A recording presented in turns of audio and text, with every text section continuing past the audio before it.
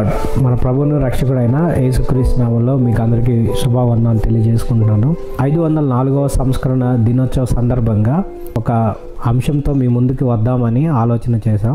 కాబట్టి ఆ అంశం ఏంటంటే సంస్కరణ ఎవరికి? మనం అనుకుంటాం మన సంఘాలు సంస్కరించబడ్డాయి అని, మనం అనుకుంటాం మన వ్యక్తిగత జీవితాలు సంస్కరించబడ్డాయి అని. మంచిదే అనుకోవటం, కానీ వాక్య వెలుగులో మనం పరీక్షించుకున్నప్పుడు, ప్రశ్నించుకున్నప్పుడు నిజంగా మనం సంస్కరించబడ్డామా లేదా, మన సంఘాలు సంస్కరించబడుతున్నాయా లేదా అనేది వాక్య వెలుగులో ధ్యానించడానికి, గమనించడానికి ఈ యొక్క చిన్న చర్చా కార్యక్రమాన్ని ఏర్పాటు చేయడం జరిగింది. ఈ వీడియోని ఎక్కడ స్కిప్ చేయకుండా స్టార్టింగ్ నుంచి ఎండింగ్ వరకు చూసి ఆశీర్వదించబడవలసిందిగా కోరుకుంటున్నాను. ఈ చర్చలో పాల్గొనడానికి మన మధ్యకు ఇద్దరు సహోదరులు వచ్చి ఉన్నారు. వారిని మనం పరిచయం చేసుకొని ఈ యొక్క కార్యక్రమాన్ని మొదలు పెట్టుకుందాం. సో మన మధ్య ఉన్న బ్రదర్స్ని మనం పరిచయం చేసుకుందాం. ఈరోజు మన మధ్యలోకి బ్రదర్ భరత్ కొలెదరా గారు వచ్చారు. సో బ్రదరు ఒక అపాలజెటిక్స్ అండ్ అదేవిధంగా సువార్త పరిచయం చేస్తూ ఉంటారు. అదేవిధంగా మరొక బ్రదర్ స్వరూప్ కుమార్ అన్న, ఆ బ్రదర్ కూడా ఒక సంఘం నడుపుతారు, అదేవిధంగా పరిచయంలో ఉన్నారు, ప్రభు పరిచయంలో ఉన్నారు. వీరిద్దరిని బట్టి నేను ఎంతగానో ఆశీర్వదించబడ్డాను. ఈ దినాన మనము సంస్కరణ దినోత్సవం గురించి, దాని యొక్క ప్రాముఖ్యత గురించి, అసలు సంస్కరణ ఎవరికి అవసరం అనే విషయాన్ని మనం చర్చించుకుందాం. మొదటిగా సంస్కరణ దినోత్సవం ఎలా మొదలైంది, సంస్కరణ అనేది ఎలా మొదలైంది? Thank you Prakash for inviting me. For reformation మొదటి నుంచి ఉంది రిఫర్మేషన్ అన్నది. ఎందుకంటే మనిషి దేవుడి యొక్క స్థితి నుంచి పడిపోయిన ప్రతిసారి నుంచి వాక్యంలో చూసినప్పుడు పాత నిబంధన దగ్గర నుంచి కూడా మనుషులు ఎప్పుడు కూడా దేవుడిని కాదంటూ తమ సొంత నియమాలను చేసుకుంటూ వాళ్ళు దేవుడి మార్గంలో నడవకుండానే వచ్చారు. అది మనం ఆదికాండం 6వ అధ్యాయం కాడ నుంచి, ఆదికాండం 3వ అధ్యాయం కాడ నుంచి చూస్తాం. యేసు ప్రభు వారు వచ్చినప్పుడు కూడా కొత్త నిబంధనలో ఆయన అక్కడ ఉన్నటువంటి మత బోధకుల్ని ప్రశ్నించడం, అక్కడ ఉన్న యాజకుల్ని, వారు చేస్తున్నటువంటి ఆచార క్రమాలని ఇవి వాక్యంగా లేవు, వాక్య సంబంధంగా లేవు, వాక్యానికంటే మీరు ఆచారాలు ఎక్కువ పెట్టారు అని ఆయన ప్రశ్నించడం జరిగింది. అదే క్రమంలో సంఘం కట్టబడ్డది, అపోస్తుల బోధ యందు కట్టబడ్డది, సంఘం విస్తరించింది. సంఘం విస్తరించిన తర్వాత అనేక వందల సంవత్సరాల తర్వాత, ఇంచుమించు ఒక 300 సంవత్సరాల తర్వాత మరలా అక్కడ రిఫర్మేషన్ అవసరమైంది. మరలా అక్కడ తప్పుడు బోధ రావడం జరిగింది. మరలా 200 సంవత్సరాల తర్వాత మరలా రిఫర్మేషన్ అవసరమైంది. అలా చూసుకుంటూ వస్తే సంఘం కట్టబడినటువంటి 1400 సంవత్సరాల తర్వాత ఒక ప్రాముఖ్యమైనటువంటి చరిత్రలో ఒక సంఘటన జరిగింది. అది మార్టిన్ లూథర్ రాసినటువంటి 95 థీసిస్. ఆ 95 థీసిస్ ఖచ్చితంగా 1517వ శతాబ్దంలో 17వ సంవత్సరంలో దాన్ని అతను రోమన్ క్యాథలిక్లోనే ఒక సన్యాసిగా ఉంటూ రోమన్ క్యాథలిక్ కిందే తన యొక్క యాజకత్వాన్ని జరిగిస్తూ నిజంగా తాను ప్రశ్నించుకున్నప్పుడు ఇవన్నీ వాక్యానుసారమేనా, నిజంగా నా రక్షణ స్థిరమైనదేనా, వీటి వల్ల నేను రక్షణలో స్థిరంగా ఉంటానా అని ప్రశ్నించుకున్నప్పుడు అతడు మరలా దేవుడి లేఖనాన్ని పరిశోధించాడు. వాక్యాన్ని చదవడం ద్వారా ఇదంతా సరిగ్గా లేదు, వాక్యానుసారంగా లేదు అని గమనించుకున్నాడు తను వ్యక్తిగతంగా. అలాగే తను ప్రశ్నించుకున్నప్పుడు తనొక్కడైనా ఇది, ఇంకా వేరే వాళ్ళు ఎవరైనా ఉన్నారా అని తను చరిత్రను గమనించినప్పుడు చరిత్రలో తనకంటే ముందు చాలామంది తను చూశాడు. పీటర్ వాల్డోని చూశాడు, జాన్ విక్లిఫ్ని చూశాడు, జాన్ హస్ని చూశాడు. సో వాళ్ళందరూ మాట్లాడినవి, వాళ్ళ రచనలు చదవటం, వీటన్నిటిని అతను సంగ్రహంగా అర్థం చేసుకొని ఈ యొక్క 95 థీసిస్ రాశాడు. అయితే దేవుడి యొక్క తన ప్రణాళికలో ఈ 95 థీసిస్ని దేవుడు బాగా వాడుకున్నాడు మార్టిన్ లూథర్ సమయంలో. మార్టిన్ లూథర్ కంటే ముందుగానే చాలామంది రిఫార్మర్స్ ఉన్నప్పటికీ కానీ దేవుడు ప్రత్యేకించి ఈ సమయానికి ఈ యొక్క రోమన్ క్యాథలిజం యొక్క తప్పుడు బోధకి సంపూర్ణంగా ముగింపు పలకాలనుకున్నాడు. అది మార్టిన్ లూథర్తో సంపూర్ణమైన ముగింపు ప్రారంభించబడ్డది. అది 15వ శతాబ్దంలో. Thank you brother. అదేవిధంగా బ్రదర్ భరత్ గారు, మీరు కూడా ఈ సంస్కరణ దినోత్సవం గురించి పరిచయ పలుకులు చెప్పండి. చెప్పండి. మార్టిన్ లూథర్ ఏ విధంగా అయితే అక్కడ రోమన్ క్యాథలిక్స్కి వ్యతిరేకంగా పోరాడాడు, ఎందుకంటే వాళ్ళ వాక్య విధంగా వెళ్తున్నారు, అదేవిధంగా ఇప్పుడు ప్రొటెస్టెంట్లు కూడా అంతకంటే ఎక్కువ రోమన్ క్యాథలిసిజం కానీ ఎక్కువ దారుణంగా ఇక్కడ పరిస్థితి ఉందన్న విషయం చాలామంది గ్రహించట్లేదు. ఎందుకంటే అక్కడ ఏ విధంగా అయితే మనీ ఇస్తే పాప క్షమించబడదని చెప్తున్నారో, సేమ్ ఇక్కడ కూడా అదే, మనీ ఇస్తే దేవుడు ఆశిస్తాడు అని స్పాన్సర్ చేయమని, ఈ విధంగా అడగాలి, ఇవన్నీ అక్కడ ఉన్నవే ఇంకా వేరే రూపంలో ఇక్కడ వచ్చేసి ప్రజలను ఎంతగానో మోసేస్తాయి. అక్కడ పోపు ఒక హైయెస్ట్ అథారిటీ అయితే ఇక్కడ పాస్టర్లనే మాయ గారి గొప్ప అనే అలాగా. సో ఆల్మోస్ట్ అంతకన్నా ఇంకా దారుణంగా ఇక్కడ వచ్చింది. కాబట్టి రిఫర్మేషన్ అనేది అప్పటికంటే ఎక్కువ ఇప్పుడే చాలా నీడ్ ఆఫ్ ద అవర్ అనేది మనకి ప్రజెంట్ సిచ్యువేషన్ స్పష్టంగా అర్థమవుతుంది. కాబట్టి సంస్కరణ అనేది మనం ఎప్పుడూ చేస్తూనే ఉండాలి. వాక్య వెలుగులో మనం పరిశీలించుకుంటూ ఉండాలి. కాబట్టి ముఖ్యంగా సంఘాల్లో ఆ యొక్క సంస్కరణ ఇప్పుడు చాలా అవసరం, అప్పటికంటే ఎక్కువ ఇప్పుడే అవసరం. ఇది మనం టాపిక్ ఏంటంటే సంస్కరణ ఎవరికి అనేది మెయిన్ టాపిక్. సో ఆ టాపిక్లోకి మనం వెళ్దాము. అసలు సంస్కరణ ఎవరికి? సంస్కరణ అనేది చర్చి లోపల జరిగిందా, చర్చి బయట జరిగిందా? సంస్కరణ అనేది ఎప్పుడు వ్యక్తిగతంగా ప్రారంభమవుతుంది. మనిషి నైతికతలో దెబ్బతిన్నప్పుడు, తన మనస్సాక్షి చేత గుచ్చబడినప్పుడు, తన మనస్సాక్షి తన మీద నింద మోపుతున్నప్పుడు మనిషి దాన్ని ఎల్లప్పుడూ కూడా సత్యాన్ని అడ్డగిస్తూ సత్యాన్ని కప్పిపెట్టాలని ప్రయత్నం చేసేటువంటి కొంతమంది ఉంటే, అదే మనస్సాక్షిని గుర్తించి తాను తప్పు చేశాడు అని రక్షణ మార్గాన్ని కొరకు వెతికే వ్యక్తులు కూడా ఉన్నారు. సో సంస్కరణ వ్యక్తిగతంగా మొదట జరిగింది.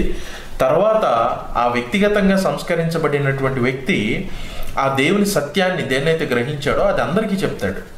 దేవుడు ఆ వ్యక్తిని, సంస్కరించబడినటువంటి వ్యక్తిని ఇతరులను సంస్కరించడానికి దేవుడు అతన్ని వాడతాడు. బైబిల్లో మొట్టమొదటిగా చూస్తే దేవుడు ఒక వ్యక్తిని పిలిచినప్పుడు మొదట ఆ వ్యక్తిని పరిశుద్ధపరచడం, ఆ వ్యక్తిని నీతిమంతుడిగా చేయటం, ఆ వ్యక్తి ద్వారా అనేక జనాంగాన్ని తీసుకురావటం, అబ్రహాముని అతని సంతానం ద్వారా ఈ అన్ని జనులందరి మధ్యలో నేను వారి సంతానం ద్వారా దేవుడి నీతిని తెలియపరచాలనుకుంటాడు.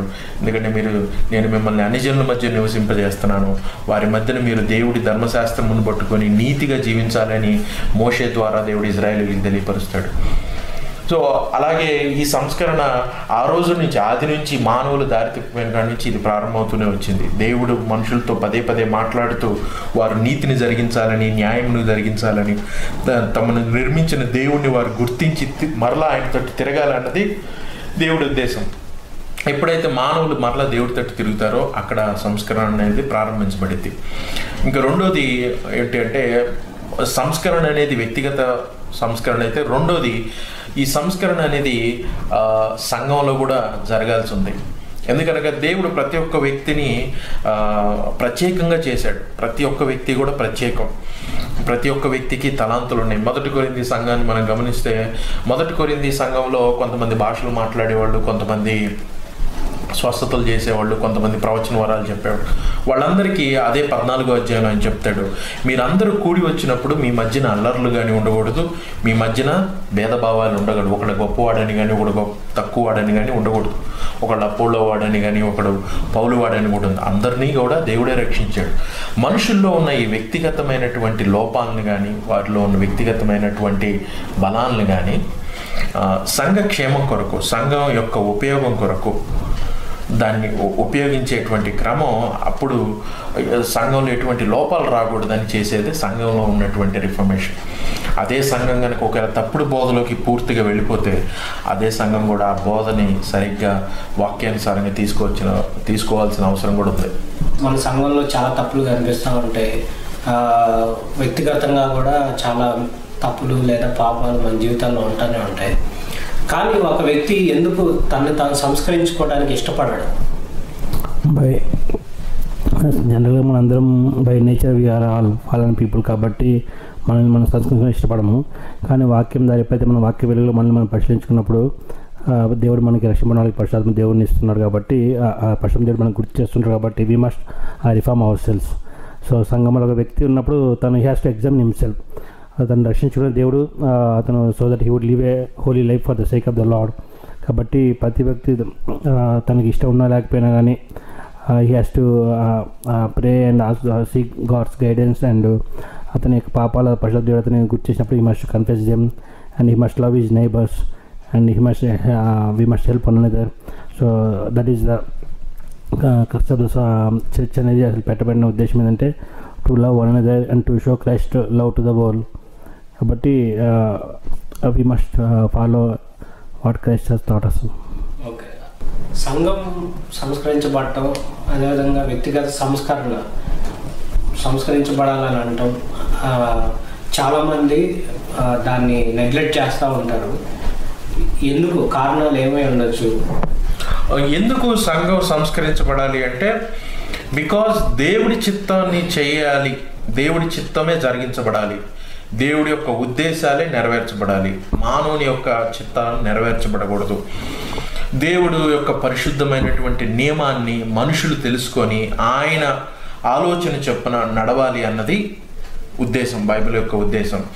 వెస్ట్ మినిస్టర్ కన్ఫెషన్ తీసుకున్నప్పుడు అందులో ఫస్ట్ వాళ్ళు నేర్పించేది ఏంటంటే, the chief end of the man is to glorify God. మనిషి తను నిర్మించిన దేవుణ్ణి తెలుసుకొని ఆయన తట్టు తిరగాలి అన్నది మానవుని యొక్క లక్షణం. మనుషులందరూ పతనం అయిపోయి ఉన్నారు కాబట్టి వారు మరలా దేవుడి దగ్గరికి రావాలి అన్న దాంతో ప్రారంభించబడుతుంది ఇదంతా. అయితే ఇప్పుడు రిఫర్మేషన్ చేయాలి అన్నప్పుడు రిఫర్మేషన్ని చూస్తున్నటువంటి విధానం ఎలా ఉండిద్ది అంటే, మనిషి తను తాను మార్చుకోవడానికి ఎప్పుడూ కూడా సిద్ధంగా ఉండడు. ఎందుకు సిద్ధంగా ఉండడు అంటే, మనిషి పాపాన్ని ప్రేమించే వ్యక్తి, సొంతాన్ని ప్రేమించుకునేటువంటి వ్యక్తి, అలాగే అధికారాన్ని ప్రేమించేటువంటి వ్యక్తి, ఇతరుల్ని తనకంటే తక్కువగా చూసేటువంటి వ్యక్తి.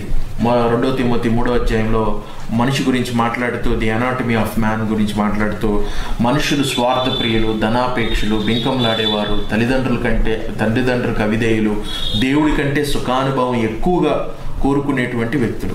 ఈ పోప్ ఆ రోజున చేసింది ఏంటి అంటే, తను దేవుడి స్థానానికి తాను హెచ్చించుకోవడం, మనుషుల మీద అధికారాన్ని చూపించడం, మనుషుల్ని తాను రక్షించగలిగినటువంటి శక్తి కలిగిన వాడు అని అనుకోవడం, అతడు పరిశుద్ధుడైపోయాడు అని అనుకోవడం. కానీ వాస్తవానికి అది వాక్యానికి వ్యతిరేకం. ఏబు 15వ అధ్యాయం 14వ వచనంలో మాట్లాడతాడు ఏమని అంటే, స్త్రీకి పుట్టినటువంటి నరుడు పవిత్రుడు ఏ విధంగా అవ్వగలడు. అలాగే ఏబు 25లో కూడా మాట్లాడతాడు, స్త్రీ కనిన వాడు ఏ విధంగా దేవుడి ఎదుట నిలబడగలడు. మానవుడు పరిశుద్ధుడు కాలేడు పరిపూర్ణంగా. కాబట్టి అయినప్పటికీ కూడా, పరిశుద్ధుడు కానప్పటికీ కూడా, దేవుడి యొక్క నియమాన్ని చేయడానికి, దాన్ని జరిగించడానికి అతడు ఎల్లప్పుడూ కూడా ఆశ కలిగి ఉండాలి. అక్కడితోనే ప్రారంభమైంది రిఫర్మేషన్ అనేది. Correct, exactly. రోమన్ క్యాథలిక్ సంఘాల్లో కూడా ఆ టైంలో మరి మార్టిన్ లూథర్ గారు ఆ విధంగా బయటకు వచ్చి ప్రశ్నించడం, వాళ్ళు చేసేవి చూసి గమనించి, అసలు వాక్యం ఏం చెప్తుంది, వీళ్ళేం చేస్తున్నారు అని చెప్పి గమనించి ప్రశ్నించడం మొదలుపెట్టాడు. సో ప్రశ్నించడంతోనే మొదలై మార్టిన్ లూథర్ గారే ఎందుకు ఆ విధంగా ప్రశ్నించడము, ఆ విధంగా గమనించి ఇది వాక్యానుసారంగా లేదు అని ముందుకు వచ్చాడు. మిగతా వాళ్ళు ఎందుకు రాలేదు? మార్టిన్ లూథర్ వాక్యం చదివారు కాబట్టి వాక్యం తనకు అర్థమైందంటే, నేను will be justified by only faith అనే విషయం తనకు అర్థమైంది. అప్పటిదాకా వాళ్ళందరూ అతనికి క్రియల ద్వారా మీరు రక్షింపడని చెప్పడము, సో క్రియల ద్వారా నేను రక్షింపడలేని ఎంత చేసినా కానీ నా యొక్క సెల్ఫ్ నన్ను కండెమ్ చేసిన విషయం మాటలకు అర్థమైంది. బికాస్ ఈ రెడ్ రోమన్స్ చాప్టర్ చదివారు కాబట్టి తనకు అర్థమైపోయింది. కాబట్టి ఒకతను క్రీస్తు ఎదుట ఓన్లీ విశ్వాసం ద్వారా నీతి మంత్రి తీర్చిపోతున్న విషయం తనకు అర్థమైపోయింది. సో అది అర్థమైపోయినప్పుడు ఈ పోపు వీళ్ళందరూ పెట్టిన ఈ యొక్క ఆచారాల పద్ధతులు అవన్నీ రాంగ్, ఇవన్నీ పూర్తిగా వాక్య విరుద్ధమని అతను తెలుసుకొని హీ ఒబే టు స్క్రిప్చర్, ఆయన స్క్రిప్చర్కి ఒబే చేసేసి వచ్చి ఈ ఫాట్. కాబట్టి ఆ విధంగా ప్రొఫెషనల్ మూవ్మెంట్ అనేది వచ్చింది అనమాట. ఈ స్టూడ్ ఫర్ ద ట్రూత్ కాబట్టి ఈ ప్రొఫెషనల్ మూవ్మెంట్ వచ్చింది. స్టార్ట్ అయింది. సో మనం ఏం ప్రశ్నించాలి, ఎవరిని ప్రశ్నించాలి, ఎందుకు ప్రశ్నించాలి అనే క్వశ్చన్లు మనం ఈ టైంలో చర్చిద్దాం. సో బ్రదర్, మనం ప్రశ్నించాల్సిన విషయాలు ఏంటి అసలు వ్యక్తిగతంగా? ఎందుకంటే మీరు అన్నారు రిఫర్మేషన్ స్టార్ట్ అయ్యేదే వ్యక్తిగతంగా అని. సో ఒక వ్యక్తి రిఫార్మ్ అవ్వాలంటే, ఒక వ్యక్తి సంస్కరించబడాలంటే మొదటిగా తాను ఏమని ప్రశ్నించుకోవాలి? ఒక వ్యక్తి మొదట రిఫార్మ్ అవ్వాలి అంటే, తను తాను సంస్కరించుకోవాలి అంటే ఏ నరుడు కూడా అది చేయలేడు. దేవుడి పరిశుద్ధాత్మ చేత రక్షించబడినటువంటి వ్యక్తి, నూతన హృదయం ఇవ్వబడ్డటువంటి వ్యక్తి, ఆ వ్యక్తి తిరిగి జన్మించిన వ్యక్తి దేవుడి చేత వాడబడతాడు. దేవుడే ఒకరిని రక్షిస్తాడు, దేవుడే వారిని మృతంగా ఉన్న వారిని, చచ్చిన స్థితిలో ఉన్న అతన్ని జీవం పోసి రక్షిస్తాడు. అయితే ఇప్పుడు ఈ రక్షించబడినటువంటి వ్యక్తి చేసేటువంటి పని ఏంటి అంటే, ఇతరులు కూడా దేవుణ్ణి తెలుసుకొని తన వలె రక్షణ పొందాలి అనేటువంటి సాధనంగా ఉపయోగపడతాడు. ఇతడు నేను రక్షించబడ్డాను, నేను దేవుడు నన్ను మార్చాడు, ఆయన నీతిని బట్టి నేను బ్రతకాలనుకుంటున్నాను అనేటువంటి ఆశ, ఆలోచన ఇతనికి కలిగినప్పుడు, అదే దేవుడు చెప్పినటువంటి మాట ఏంటంటే నిన్ను వలె నీ పొరుగువాన్ని ప్రేమించమని. ఇప్పుడు నిన్ను వలె నీ పొరుగువాన్ని ప్రేమించమని అన్నాడు కాబట్టి నేను పొందినటువంటి ఆ రక్షణ అనుభవం, నేను తప్పించబడ్డాను నిత్య నరకం నుంచి, కాబట్టి నా సంఘంలో వారు కానీ, నా చుట్టుపక్కల ఉన్నవారు కానీ, నా బంధువులు కానీ, వీళ్ళందరూ కూడా రక్షించబడాలి అనేటువంటిది. ఎందుకంటే ఇతడు కూడా దేవుడు చెప్పాడు కదా నిన్ను వలె నీ పొరుగు అని ప్రేమించమని. ఆ ప్రేమించమన్నాడు కాబట్టి తాను ఏదైతే అనుభవిస్తున్నాడో ఆనందాన్ని అది ఇతరులకి చెప్పి ఇతరులని కూడా దేవుడి తట్టు తిప్పాలి అనేటువంటి ఆలోచన కలిగి ఇతను ఉంటాడు. మొదట వ్యక్తిగతమైన రిఫర్మేషన్, తర్వాత ఇతరులకి దేవుడి గురించి చెప్పడం, దేవుడి యొక్క నీతిని తెలియజేసినప్పుడు వారు కూడా మనస్సాక్షిలో గుచ్చబడితే, దేవుడి చిత్త ప్రణాళికలు వాళ్ళు కూడా ఉంటే దేవుడు వాళ్ళని కూడా రక్షిస్తాడు. సంస్కరణ ఎవరికి అనే దాంట్లో ఇప్పుడు దాకా మనం చూసింది ఏంటంటే, సంస్కరణ వ్యక్తిగతము, అదేవిధంగా సంఘము సంస్కరించబడాలి అనేది మనం చర్చించాం. అయితే పర్సనల్గా వ్యక్తిగతంగా సంస్కరించబడాలంటే నేనేం చేయాలి?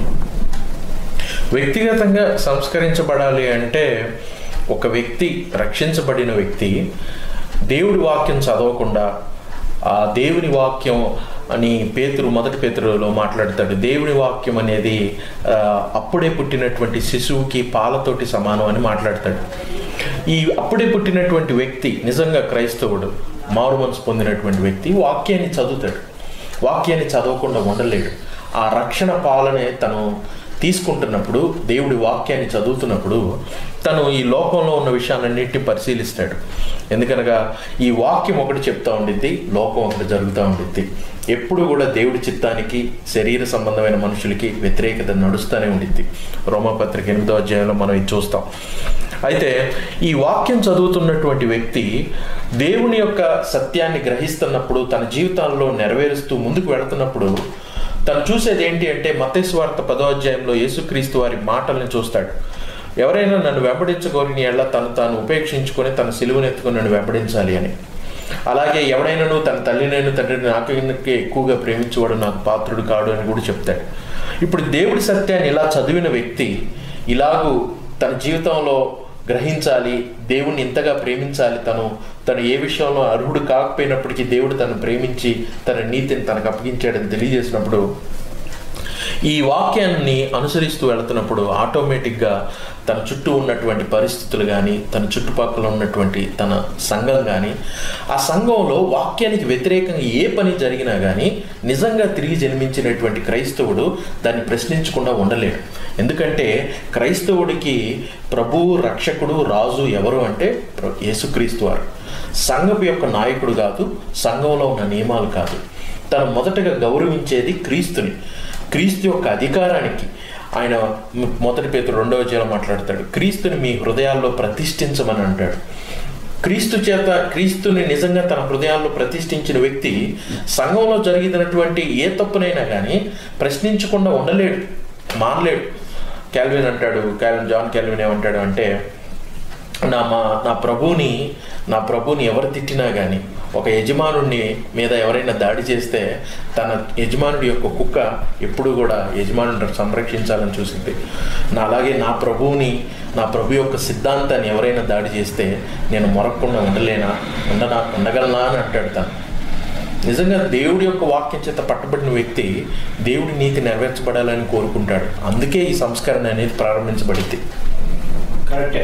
కానీ నేటి సంఘాలను మనం చూసినట్లయితే, ఒక విశ్వాసిగా మనం సంఘానికి వెళ్తూ ఉంటాం, చర్చికి వెళ్ళేసి ఆదివారం పూట లేదా వీక్లో ఏదైనా రోజున బైబిల్ స్టడీకి వెళ్ళేసి వాక్యం చేసుకొని ఇంటికి వచ్చి ప్రార్థన చేసేసుకొని ఫ్యామిలీతో ప్రేయర్లు చేసేసుకొని బైబిల్ చదువుకొని ప్రార్థన చేసుకొని ఆఫీస్కి వెళ్ళిపోతాం. సో ఇదే రొటీన్ లైఫ్ అయిపోతుంది. మరి మనకు సంఘంలో చాలా తప్పులు కనిపిస్తూ ఉన్నాయి, వాక్యానుసారంగా లేని విషయాలు చాలా ఎదురవుతూ ఉన్నాయి. మరి వీటన్నిటిని ప్రశ్నించడానికి మనం అంత రిస్క్ తీసుకోవాల్సిన అవసరం ఉందా? మనం ఎప్పుడైతే ప్రశ్నించడం మొదలు పెడతామో అనేక మంది మన మీద రాళ్ళు వేయడానికి రెడీగా ఉంటారు. మనం దాన్ని ఎలా మేనేజ్ చేసుకోవాలి? అసలు ప్రశ్నించాలా వద్దా? ఒక వ్యక్తి నిజంగా రక్షింపబడితే అతని సంఘానికి వెళ్తున్నప్పుడు యేసుబాబు నన్ను రక్తం పెట్టి కొనుక్కున్నాడు కాబట్టి యేసుబాబు బోధించడానికి వ్యతిరేకంగా బోధించినప్పుడు కానీ ఆయన చెప్పిన దానికి ఆపోజిట్గా వెళ్తున్నప్పుడు ఖచ్చితంగా యేసుబాబు పట్ల ప్రేమతో దాన్ని ఖచ్చితంగా ప్రశ్నిస్తాడు నిజంగా రక్షింపబడితే.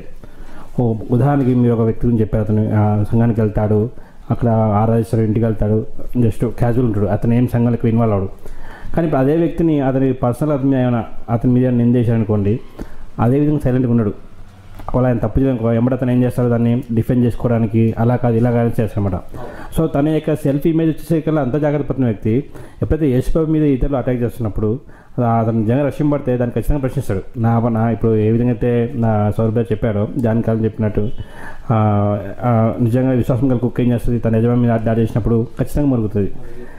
అదేవిధంగా మనం ఒక వ్యక్తి నిజంగా రక్షింపడితే ప్రభు నా కోసం రక్తం పెట్టాడు, ఆయన సంఘం అయింది, మరి సంఘంలో ఆయన చెప్పినట్టు జరగట్లేదు కాబట్టి నేను రక్తం పెట్టి ఆయన కొనుక్కునేందుకు నేను ఆయన వాక్య ప్రకారం జీవిస్తానని ఖచ్చితంగా ప్రశ్నిస్తాడు. అలా ప్రశ్నించేది అంటే తనకి సువాసరికి అర్థం కాలేదు. చాలామంది నాకు ఒకసారి అతను ఫోన్ చేసి మీరు ఇట్లా ఖండిస్తున్నారు అన్నిటినీ, అట్లా అంతా టైం వేస్ట్, నేను చర్చికి వెళ్తాను, నేను ఏ పాస్టర్తో ఏ విషయాలతో ఎవరితో మాట్లాడి నేను ఆరాధిస్తాను, ఇంటికి వెళ్తాను అని నేను ఆ పని చేసుకుంటా పోయేదా అంటాడు. ఆ మాత్రం చర్చికి వెళ్ళేందుకైనా అదే ఇంటికాడ చేసుకోవచ్చు కదా. So that's a very bad Christianity actually. ప్రభు అలా చెప్పలేదు, అలా ఉండమని చెప్పలేదు. ప్రభు ఎప్పుడు వీ షుడ్ క్వశ్చన్ ఇట్. ఎందుకంటే మన పత్రికలను చూసినా కానీ పౌలు పత్రికలను చూసినా కానీ it's all about corrections. So ఇక్కడ ఇలా ఉండడం ద్వారా అబద్ధ బోధకులు ఎక్కువ తయారవుతున్నారు. ఇప్పుడు ప్రాస్పర్టీ గాస్పల్ ప్రీచర్స్ కానీ లేకపోతే కరిస్మాటిక్స్ కానీ వీళ్ళందరూ అలా తయారవడం గల కారణం ఏంటంటే క్వశ్చనింగ్ యాటిట్యూడ్ లేకపోవడం ద్వారా విశ్వాసులు తను లగ్జరీస్ ఇష్టం వచ్చిన డబ్బులు ఖర్చు పెడుతున్నాను, మేము దేవునికి ఇచ్చా మాకు తెలియదని అలా అనుకుంటూ తమను తాము మోసం చేసుకుంటూ but the money that given to the lord must be used properly అనే ఆ యొక్క అండర్స్టాండింగ్ లేకుండా అట్లా బ్లైండ్గా వెళ్తున్నారు అనమాట. So complete because they have understood the gospel. కాబట్టి ఖచ్చితంగా వీ షుడ్ క్వశ్చన్ ఇట్. అదే మనము ప్రశ్నించడం ద్వారా మన జీవితాన్ని రిస్క్లోకి తెచ్చుకోవటం ఎందుకు, కంఫర్ట్గా మనం జీవించవచ్చు కదా. ప్రశ్నించకుండా ఉంటే ఎవడు మనల్ని ఏమండవు, మన జీవితాలు మనం గడిపించుకోవచ్చు హ్యాపీగా ఇప్పుడు అని అనుకుంటారు చాలామంది అలా అనుకుంటున్నారు యాక్చువల్లీ. కానీ ఇప్పుడు జాన్ ద బాప్టిస్ట్ అతను ప్రశ్నించాలని అతన్ని తల నరకడం చూస్తున్నాం. జాన్ ద బాప్టిస్ట్ అతను కూడా అనుకోవచ్చు, ఇప్పుడు ప్రశ్నించడం ఎందుకు, ఇప్పుడు యశ్వం సిల్వేషన్ ఎందుకు, ఈ క్వశ్చన్ ద ట్రెడిషన్స్ అవన్నీ. ఇప్పుడు ఆ మార్టిన్ లూథర్ని ఎందుకు అంత హింసించారు, బికాస్ ఈ క్వశ్చన్. ఎంతోమంది అల్సాక్షులు ఎందుకు అయ్యారు, because they question. So when వాళ్ళకి అర్థమైందంటే ప్రభు మా కోసం రక్తం పెట్టి మమ్మల్ని విమోచించుకున్నప్పుడు we should stand for the truth అనే విషయం వాళ్ళకి అర్థమైందనమాట. సో ఎవరైతే ఈ లుక్వామ్ క్రిస్టియన్స్ ఉంటారో they are not actual Christians. వాళ్ళు అంటే they just want to be in a comfort zone. కానీ యశ్ ప్రభు we're not call to be in comfort zone, we're called in to be battlefield అనమాట. So చాలామంది ఈ విధంగా ప్రశ్నించాడు రిస్క్ ఎందుకంటే, but God to risk for you publicly.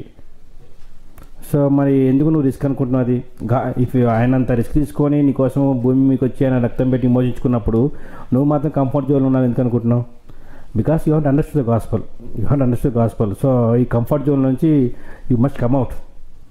So ఖచ్చితంగా మనం కంఫర్ట్ జోన్ నుంచి బయటికి రావాలి. మనల్ని మనం సంస్కరించబడాలంటే మన కంఫర్ట్ జోన్ నుంచి మనం బయటకు వచ్చి మొదటిగా మనం ప్రశ్నించుకొని తర్వాత మన సంఘంలో ఎదురయ్యే వాటిని ప్రశ్నించడం వాక్యానుసారమే అంటున్నారు మీరు. ఖచ్చితంగా అది వాక్యానుసారమే. కానీ చాలామంది just want add one more point. ఈ ప్రశ్నించడం అనేవాళ్ళు చూడండి చాలామంది, ఇప్పుడు శివశక్తి వాళ్ళు చాలామంది యేసుప్రభు మీద వాళ్ళు కామెంట్ చేస్తుంటారు అన్నమాట, అక్కడ సైలెంట్గా ఉంటారు.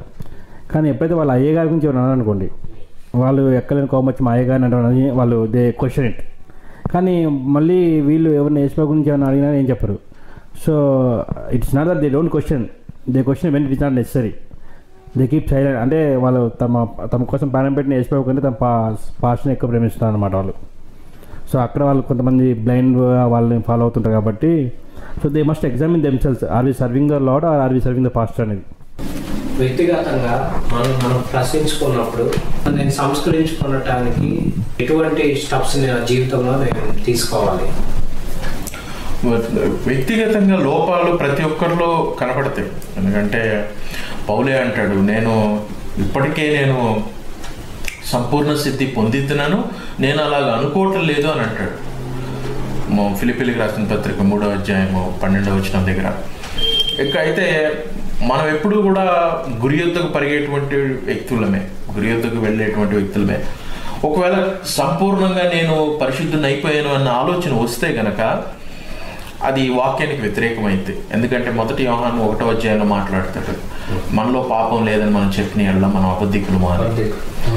సో శరీర సంబంధమైనటువంటి వ్యక్తులుగా ఉన్నప్పుడు ఈ లోకంలో శరీర బలహీనతలు కావచ్చు, లేకపోతే ఆత్మీయ అనుభవం లేకపోవచ్చు, చాలా విషయాలు మనిషిని పరిపూర్ణతలోకి వెళ్లకుండా అడ్డుపడుతూ ఉంటాయి. అందుకే గురి యొద్దకు మనం ఎల్లప్పుడూ వెళ్ళాల్సిందే.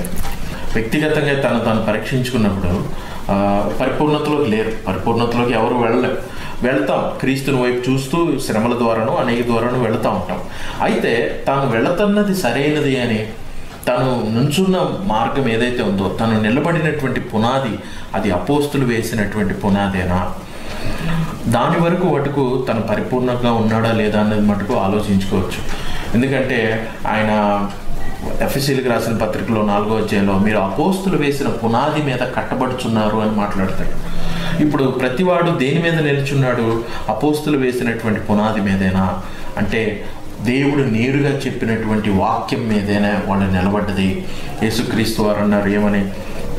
యేసుక్రీస్తు వారు, ఇదిగో నన్ను వెంబడించాలంటే మీరు సంపూర్ణంగా మిమ్మల్ని ఉపేక్షించుకోవాలని, ఈ లోకాన్ని విడిచిపెట్టాలి అని, సంపూర్ణంగా ఏ విషయంలోనూ కూడా తను హెచ్చించుకోకుండా క్రీస్తు యొక్క నియమానికే లోబడేటువంటి విధానంలోకి రావాలి. ఆయన అపోస్తులకి చెప్పినటువంటి బోధ కూడా అదే. ఆ రోజున ఆదిమ సంఘం అంతా కూడా అపోస్తుల బోధ మీదే కట్టబడ్డారు. అపోస్తుల బోధ ఏమిటి అంటే, ఇదిగో ఈ లోకాన్ని విడిచిపెట్టి, ఈ లోక ఆశలను విడిచిపెట్టి క్రీస్తు యొక్క నియమానికి, క్రీస్తు యొక్క రక్షణ ప్రేమ కొరకు వారు లోబడవలసి ఉంది, క్రీస్తు దగ్గరికి రావాల్సి ఉన్నది.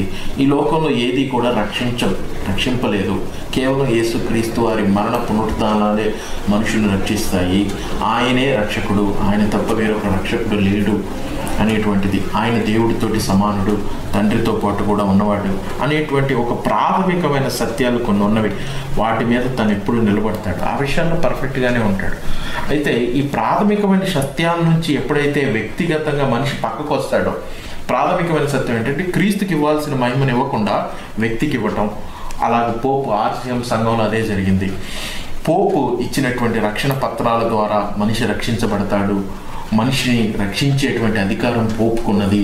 పోపు ఈ యొక్క దేవుడితోటి సమానుడు, అంటే దేవుడితోటి సమానుడు కాకపోయినప్పటికీ దేవుని యొక్క అధికారం కలిగిన వ్యక్తి, అతని మాట దేవుడి మాట ఒకటే అని చెప్పేటువంటి ఈ యొక్క సిద్ధాంతం ఏదైతే ఉన్నదో ఇది అపోస్తుల బోధకి వ్యతిరేకమైనది.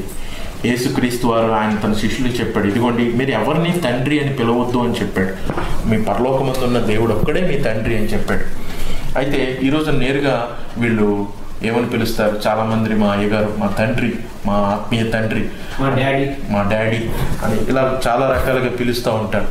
ఇది ప్రాథమికమైన పునాది, అపోస్తులు వేసిన ప్రాథమికమైన పునాదికి ఇది పక్కకు వెళ్ళిపోవడమే.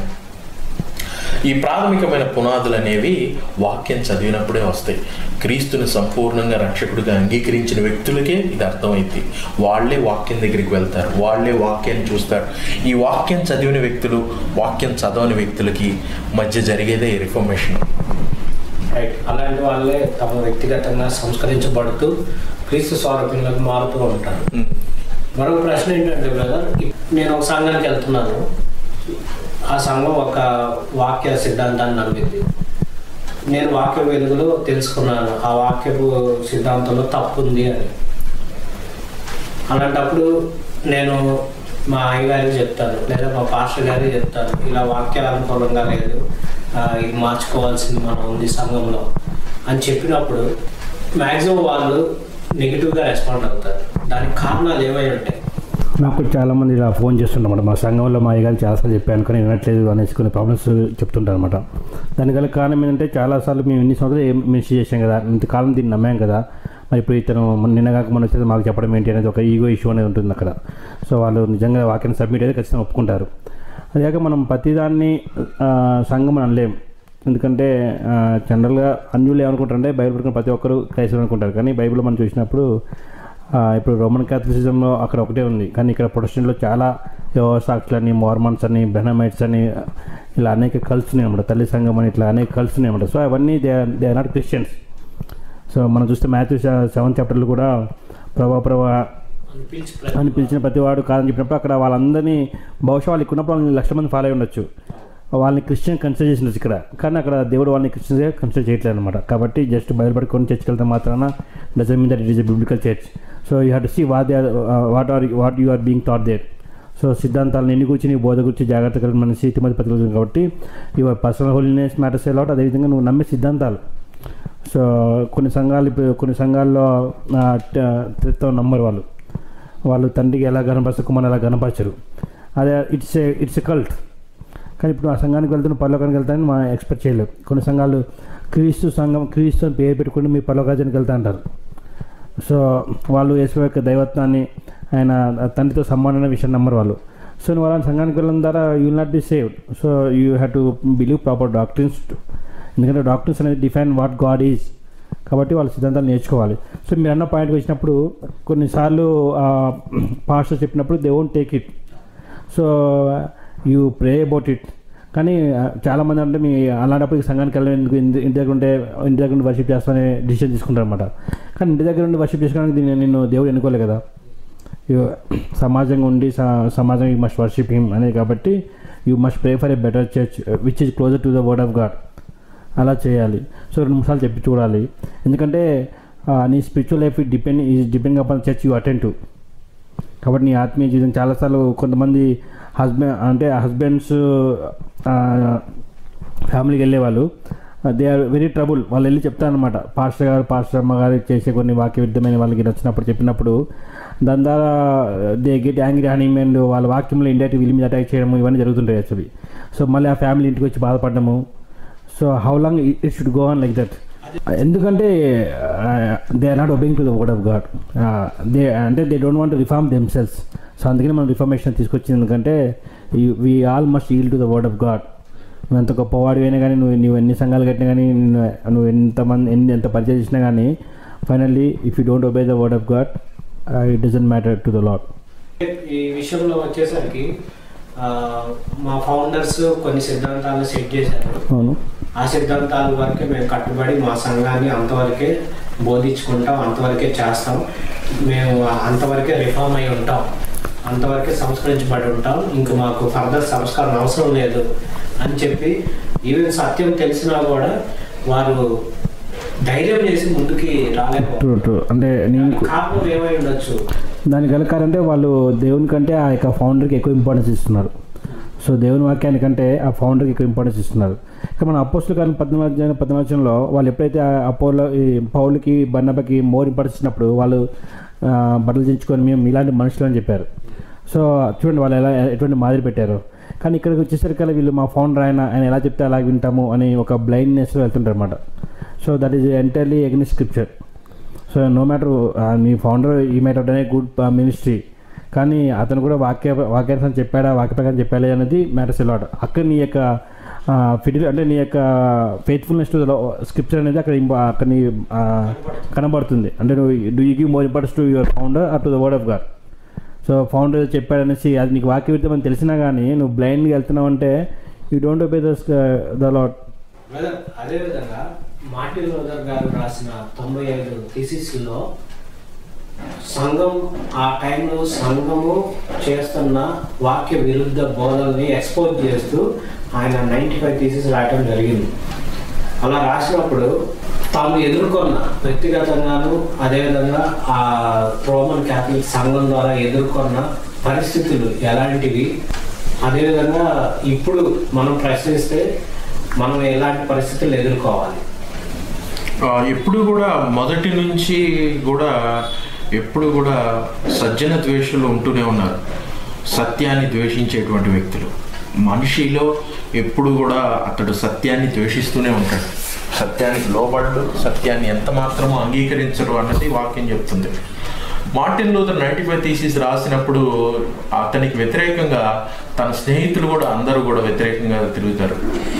అయితే మార్టిన్ లూథర్ ఏం చెప్తాడంటే, my conscious is captive to the word of God అంటాడు. నా మనస్సాక్షి వాక్యం చేత పట్టబడి ఉన్నది, నేనేం చేయలేను అని చెప్తాడు ఆయన. ఎందుకంటే కౌన్సిల్ ముందు నిలబడినప్పుడు కౌన్సిల్ నువ్వు రాసినటువంటి థీసిస్ అన్నిటిని కూడా తప్పని ఒప్పుకో అని అన్నప్పుడు ఈ మార్టిన్ లూథర్ లేదు నేను దేవుడికే లోబడాలని. ఇది అపోస్తుల కార్యంలో 5వ అధ్యాయంలో కూడా దీన్ని చూస్తాం. మీరు యేసు నామాన్ని ప్రకటించొద్దు అంటే we should obey God rather than men అని అంటారు. మేము మనుషులకు భయపడవలన దేవుడికి భయపడవలన, మేము దేవుడికే భయపడతాం అని అంటారు. ఇక్కడ ఈ భయం అన్నది ప్రతి ఒక్కరిలోనూ ఉంటుంది. ఇది అదే మనుషుల వల్ల కలుగు భయము వలన ఉరి వచ్చును అని సామెతల్లో మాట్లాడతాడు. సోమరి బయట సింహం ఉన్నది అని మాట్లాడతాడు. ఈ భయంతో మనుషులు అనేకమైనవి కల్పించుకుంటారు. మనుషులకి భయపడినప్పుడు మనం దేవుడి నీతిని నెరవేర్చలేం. యేసుక్రీస్తు వారు కూడా ఆయన మాట్లాడుతున్నప్పుడు, ఇదిగోండి మీరు కేవలము దేవుడికే భయపడండి, ఆయన మీ ఆత్మను దేహమును రెండింటినీ నాశనం చేస్తాడు, కాబట్టి దేవుడికి మొదట మీరు భయపడండి అంటాడు. అంటే ఈ ఫియర్ అన్నది గాడ్ సెంటర్డ్గా లేకపోవడం మూలన, ఈ భయం అన్నది దేవుడి మీద లేకపోవడం మూలన, దేవుడి గురించి సంపూర్ణ గ్రహింపు లేకపోవడం, ఆలోచన లేకపోవడం, దేవుడి యొక్క నీతిని సంపూర్ణంగా గ్రహించలేకపోవడం మూలన వీళ్ళు మనుషులకు భయపడుతూ ఉంటారు. ఇది ఇక్కడే కాదు, పాత నిబంధనలో చూస్తే పాత నిబంధన అంతట్లో కూడా మనుషుల వల్ల పుట్టేటువంటి భయము. సౌలు ఎలాగైతే మనుషులకు భయపడతాడో, ప్రజల మాటిని వాటిని వధించకుండా తన కింద పనిచేసే వాళ్ళ మాటలని దేవుడి ఆజ్ఞకు వ్యతిరేకంగా వెళ్తాడు. అన్నిటినీ వధించమంటే అతడు వధించడం. మనుషుల మాట విని దారి తప్పిపోతారు. చాలా చోట్ల ఈ బైబిల్లో ఈ పరిస్థితులు మనం చూస్తూ ఉంటాం. మనుషుల మాట విని త్రోవ తప్పిపోవటం, మనుషుల మాట విని పక్కకు వెళ్ళిపోయినటువంటి వ్యక్తులు, లోకాన్ని ప్రేమించి దేమా ఎలాగైతే పౌలుని విడిచిపెట్టి వెళ్ళిపోతాడో అలాగూ మనుషుల వల్ల కళ్ళకు భయము ఈ దేవుని సంఘంలో ఏం చేస్తుంది అంటే ఎప్పుడు కూడా తప్పుడు బోధన ప్రశ్నించకుండా చేస్తుంది. ఆబ్వియస్లీ ఒకరిని ప్రశ్నించినప్పుడు కంఫర్ట్స్ పోతాయి. యేసుక్రీస్తు వారు పిలిచిందే ఎందుకు అంటే మిమ్మల్ని మీరు కాదనుకోండి అని చెప్తున్నాడు. పిలిపే తాను కాదనుకొని ప్రశ్నించడం. మొట్టమొదట 11వ శతాబ్దంలో పీటర్ వాల్డో కూడా ప్రశ్నించినప్పుడు, ప్రశ్నించే ముందే అతడు చేసింది ఏంటి అంటే, పీటర్ వాల్డో లియాన్ అనేటువంటి పట్టణంలో ఒక పెద్ద బట్టల వ్యాపారి, చాలా ధనవంతుడు. అతడు యేసుక్రీస్తు వారి మాటల్ని అక్షరానుసారంగా తీసుకున్నాడు. అక్షరానుసారంగానే తీసుకోవాలి.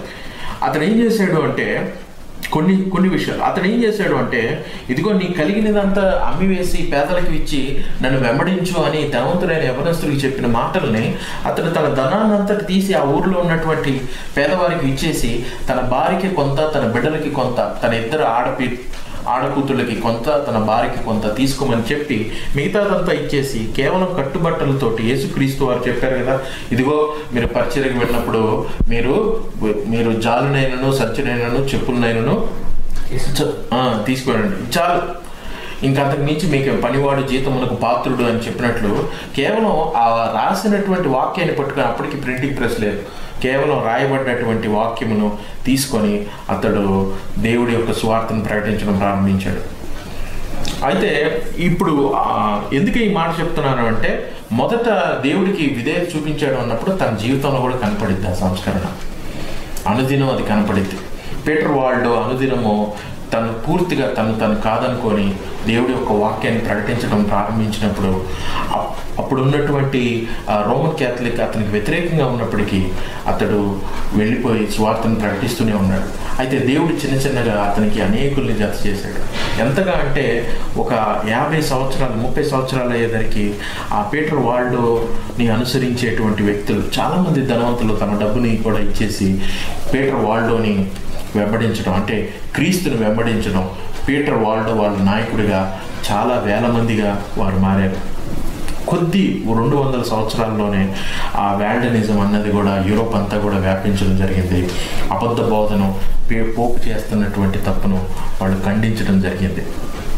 అయితే మొదట ప్రశ్నించేటప్పుడు వాళ్ళ భయం, మొదట గోధుమ గింజ భూమిలో పడి చచ్చితే కానీ ఫలించదు అని అంటారు కదా, అలాగే దేవుడి వాక్య ప్రకారం మొదట ప్రశ్నించాలి అనుకున్న వ్యక్తి ఈ లోకంలో ఉన్న విషయాల మీద అన్నిటి మీద తన మమకారాన్ని ఉంచుకోకూడదు, కేవలం దేవుడి మీదే ప్రేమను కలిగి ఉన్నప్పుడు, దేవుడి నీతి నెరవేర్చబడాలి అని చూసినప్పుడు, అయితే ఆయన అపోస్తుల కార్యంలో మాట్లాడతాడు, ఇదిగో నీ నీతి గురించి, నీ నీతి నిమిత్తమై మేము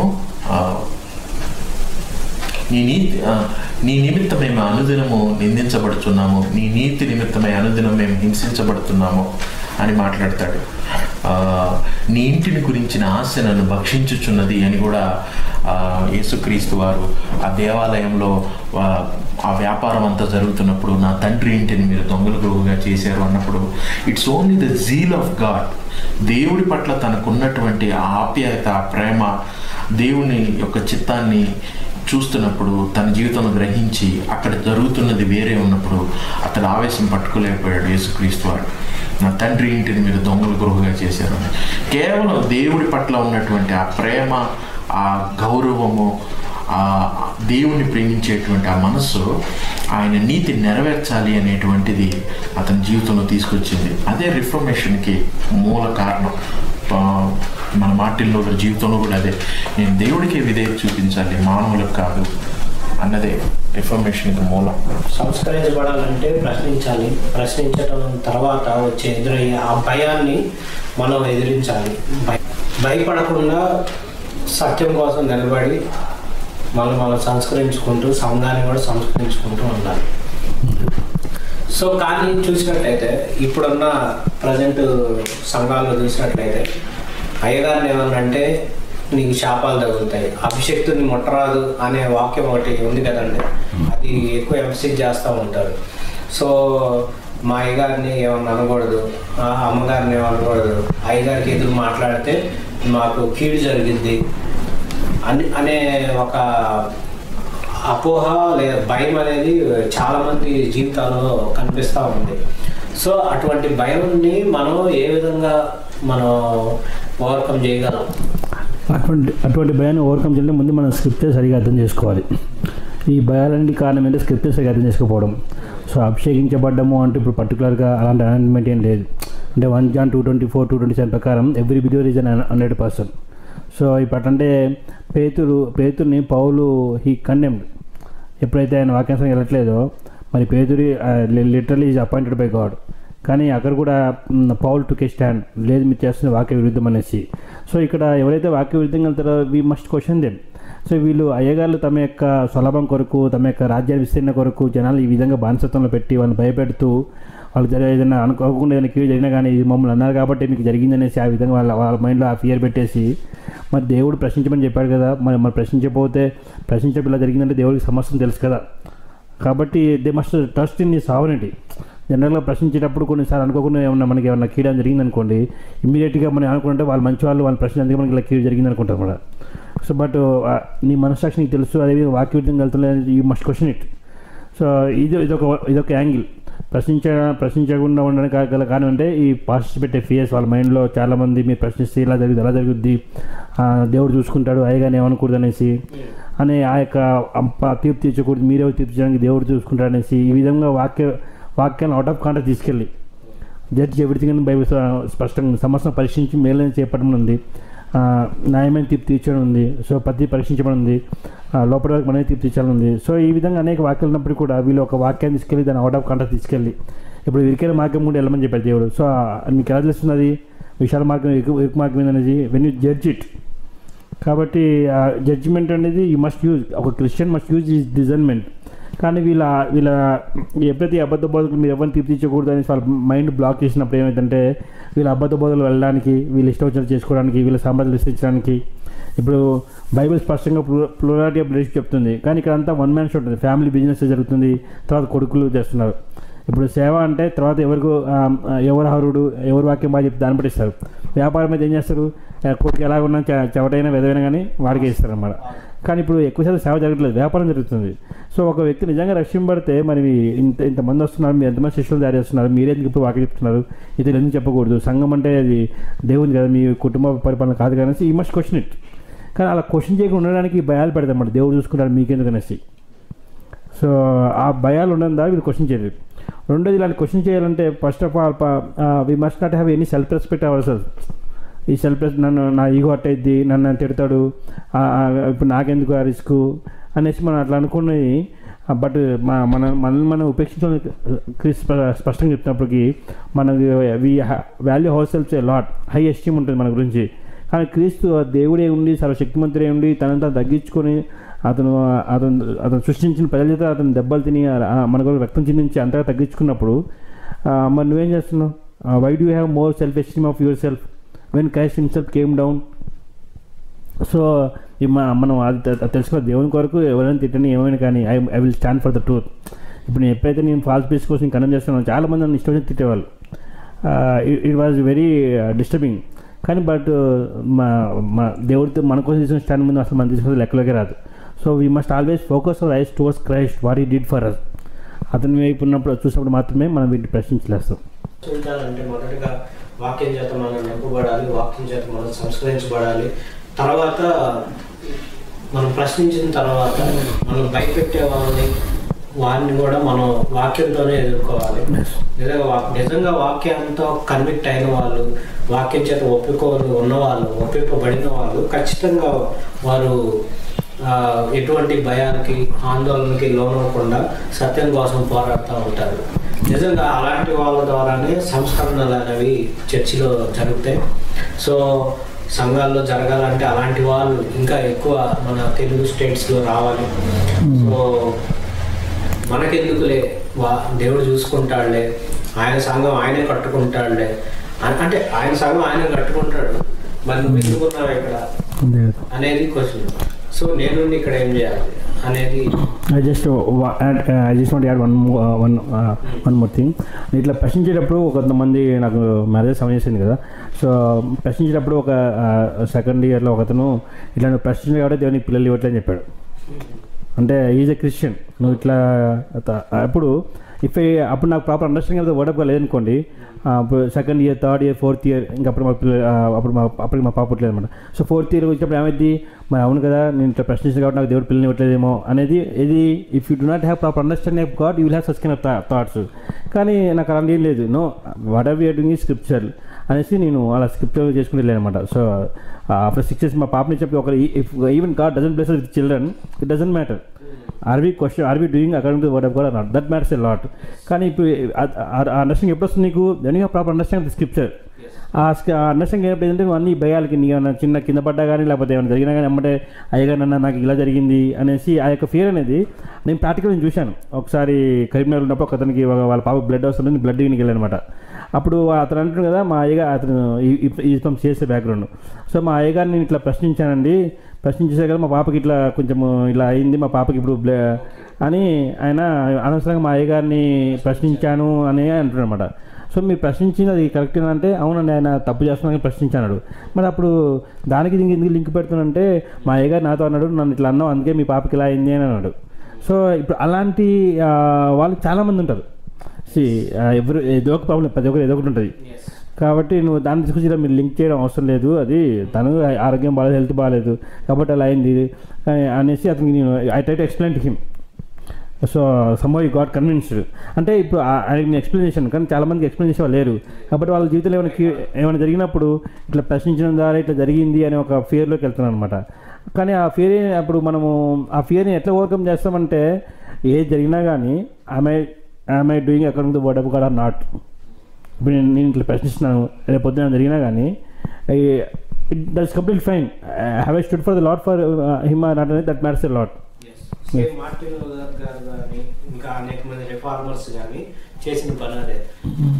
వాళ్ళ జీవితాల్లో మ్యాటర్ ఏంటంటే, వాళ్ళ జీవితాల్లో ఫోకస్ ఏంటంటే దేవుని చిత్తం జరిగించడం, సత్యాన్ని ఉన్నట్టు ప్రకటించడం మాత్రమే వాళ్ళు గోల్గా పెట్టుకున్నారు. కాబట్టి సంఘ సంస్కరణలో భాగస్థులయ్యారు. సంస్కరణ ఎవరికి అనే అంశంలో ఉన్నారు.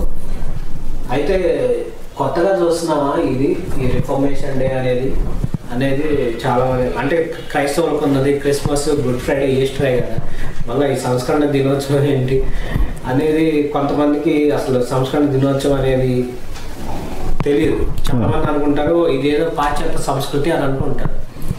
సో దాన్ని బట్టి ఇది నిజంగా పాశ్చాత్య సంస్కృతి అంటారా? పాశ్చాత్య సంస్కృతి అనేవి వాస్తవానికి ఇక్కడ క్రైస్తవ్యం నచ్చని వ్యక్తులు దాన్ని తీసుకొస్తారు, కానీ వాస్తవానికి వాళ్ళు కూడా చదివేది పాశ్చాత్య చదువులే. ఇంగ్లీష్ మీడియం పిల్లల్లోనే వాళ్ళ పిల్లల్ని కూడా ఇంగ్లీష్ మీడియంలోనే చేర్చుకుంటారు, వాళ్ళ పిల్లల్ని అమెరికానే పంపించుకుంటారు, ఏదన్నా అమెరికా సంబంధానికే ఎక్కువ ప్రిఫర్లు ఇస్తారు. పాశ్చాత్యం అనేది ఏం లేదు, పాశ్చాత్యం వెస్ట్రన్ సొసైటీస్ అనేది ఏం లేదు ఇక్కడ. మనం వాడే వస్తువులు కానీ అన్నీ కానీ it's all universal. Man is universal. మనిషి ఎక్కడున్నా కానీ పతనం అయిపోయాడు. మనిషి ఎక్కడున్నా కానీ దేవుడి వాక్యానికి వ్యతిరేకతలో ఉంటాడు. మనిషి ఎప్పుడు దేవుని గుర్తించడు, దేవుడికి ఇవ్వాల్సిన మహిమను దేవుడికి ఇవ్వడు, తన ఇష్టానుసారంగా నడుస్తాడు. దేవుడికి ఏదో తను మేలు చేస్తున్నట్టుగా, దేవుడికి తనేదో గుడి కట్టుతున్నట్టుగా మాట్లాడతాడు. అదే పౌలు 17వ అధ్యాయం అపోస్తుల కార్యంలో మాట్లాడతాడు. ఆయన మనుషుల వల్ల ఎటువంటి మేలు పొందే వ్యక్తి కాదు, మనుషుల వల్ల ఆరాధించబట్టకు ఆయన ఎదురు చూడలేదు. మనుషులకే దేవుడి యొక్క అవసరం ఉన్నది. కాబట్టి ఆ సత్యం వారే తెలుసుకోవాలి, వారే గ్రహించి దేవుడి దగ్గరికి వెళ్ళాలి. అయితే ఇప్పుడు మీరు అన్నట్టు ఇప్పుడు ఇది పాశ్చాత్య సంస్కృతి అంటే కాదు, ఇది యూనివర్సల్గా దేవుడి సంఘం, సార్వత్రిక సంఘం దారి తప్పిపోయినప్పుడు వాక్యానుసారంగా తిరిగి ఆ సంఘాన్ని మరలా వాక్యంలోకి తీసుకురావడమే ఈ సంస్కరణ.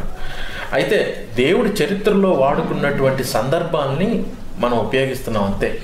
ఆల్రెడీ జరిగింది, దేవుడు చరిత్రలో వాడుకున్నాడు దాన్ని, కాబట్టి దాన్ని గుర్తు చేసుకున్నాం. అలాగే మనం చూస్తే పాత నిబంధనలో నెహెమ్యా మరలా దేవుడి యొక్క వాక్యాన్ని ఇజ్రాయేల్ పెద్దలందరికీ బోధించడం మనం చూస్తాం. ఎజ్రా దేవుడి వాక్యాన్ని మరలా ఇజ్రాయేలీలకి బోధించడం మనం చూస్తాం. తప్పు చేసిన వాళ్ళందరినీ కూడా యెహోవా ధర్మశాస్త్రాన్ని బట్టి శిక్షించడం మనం చూస్తాం.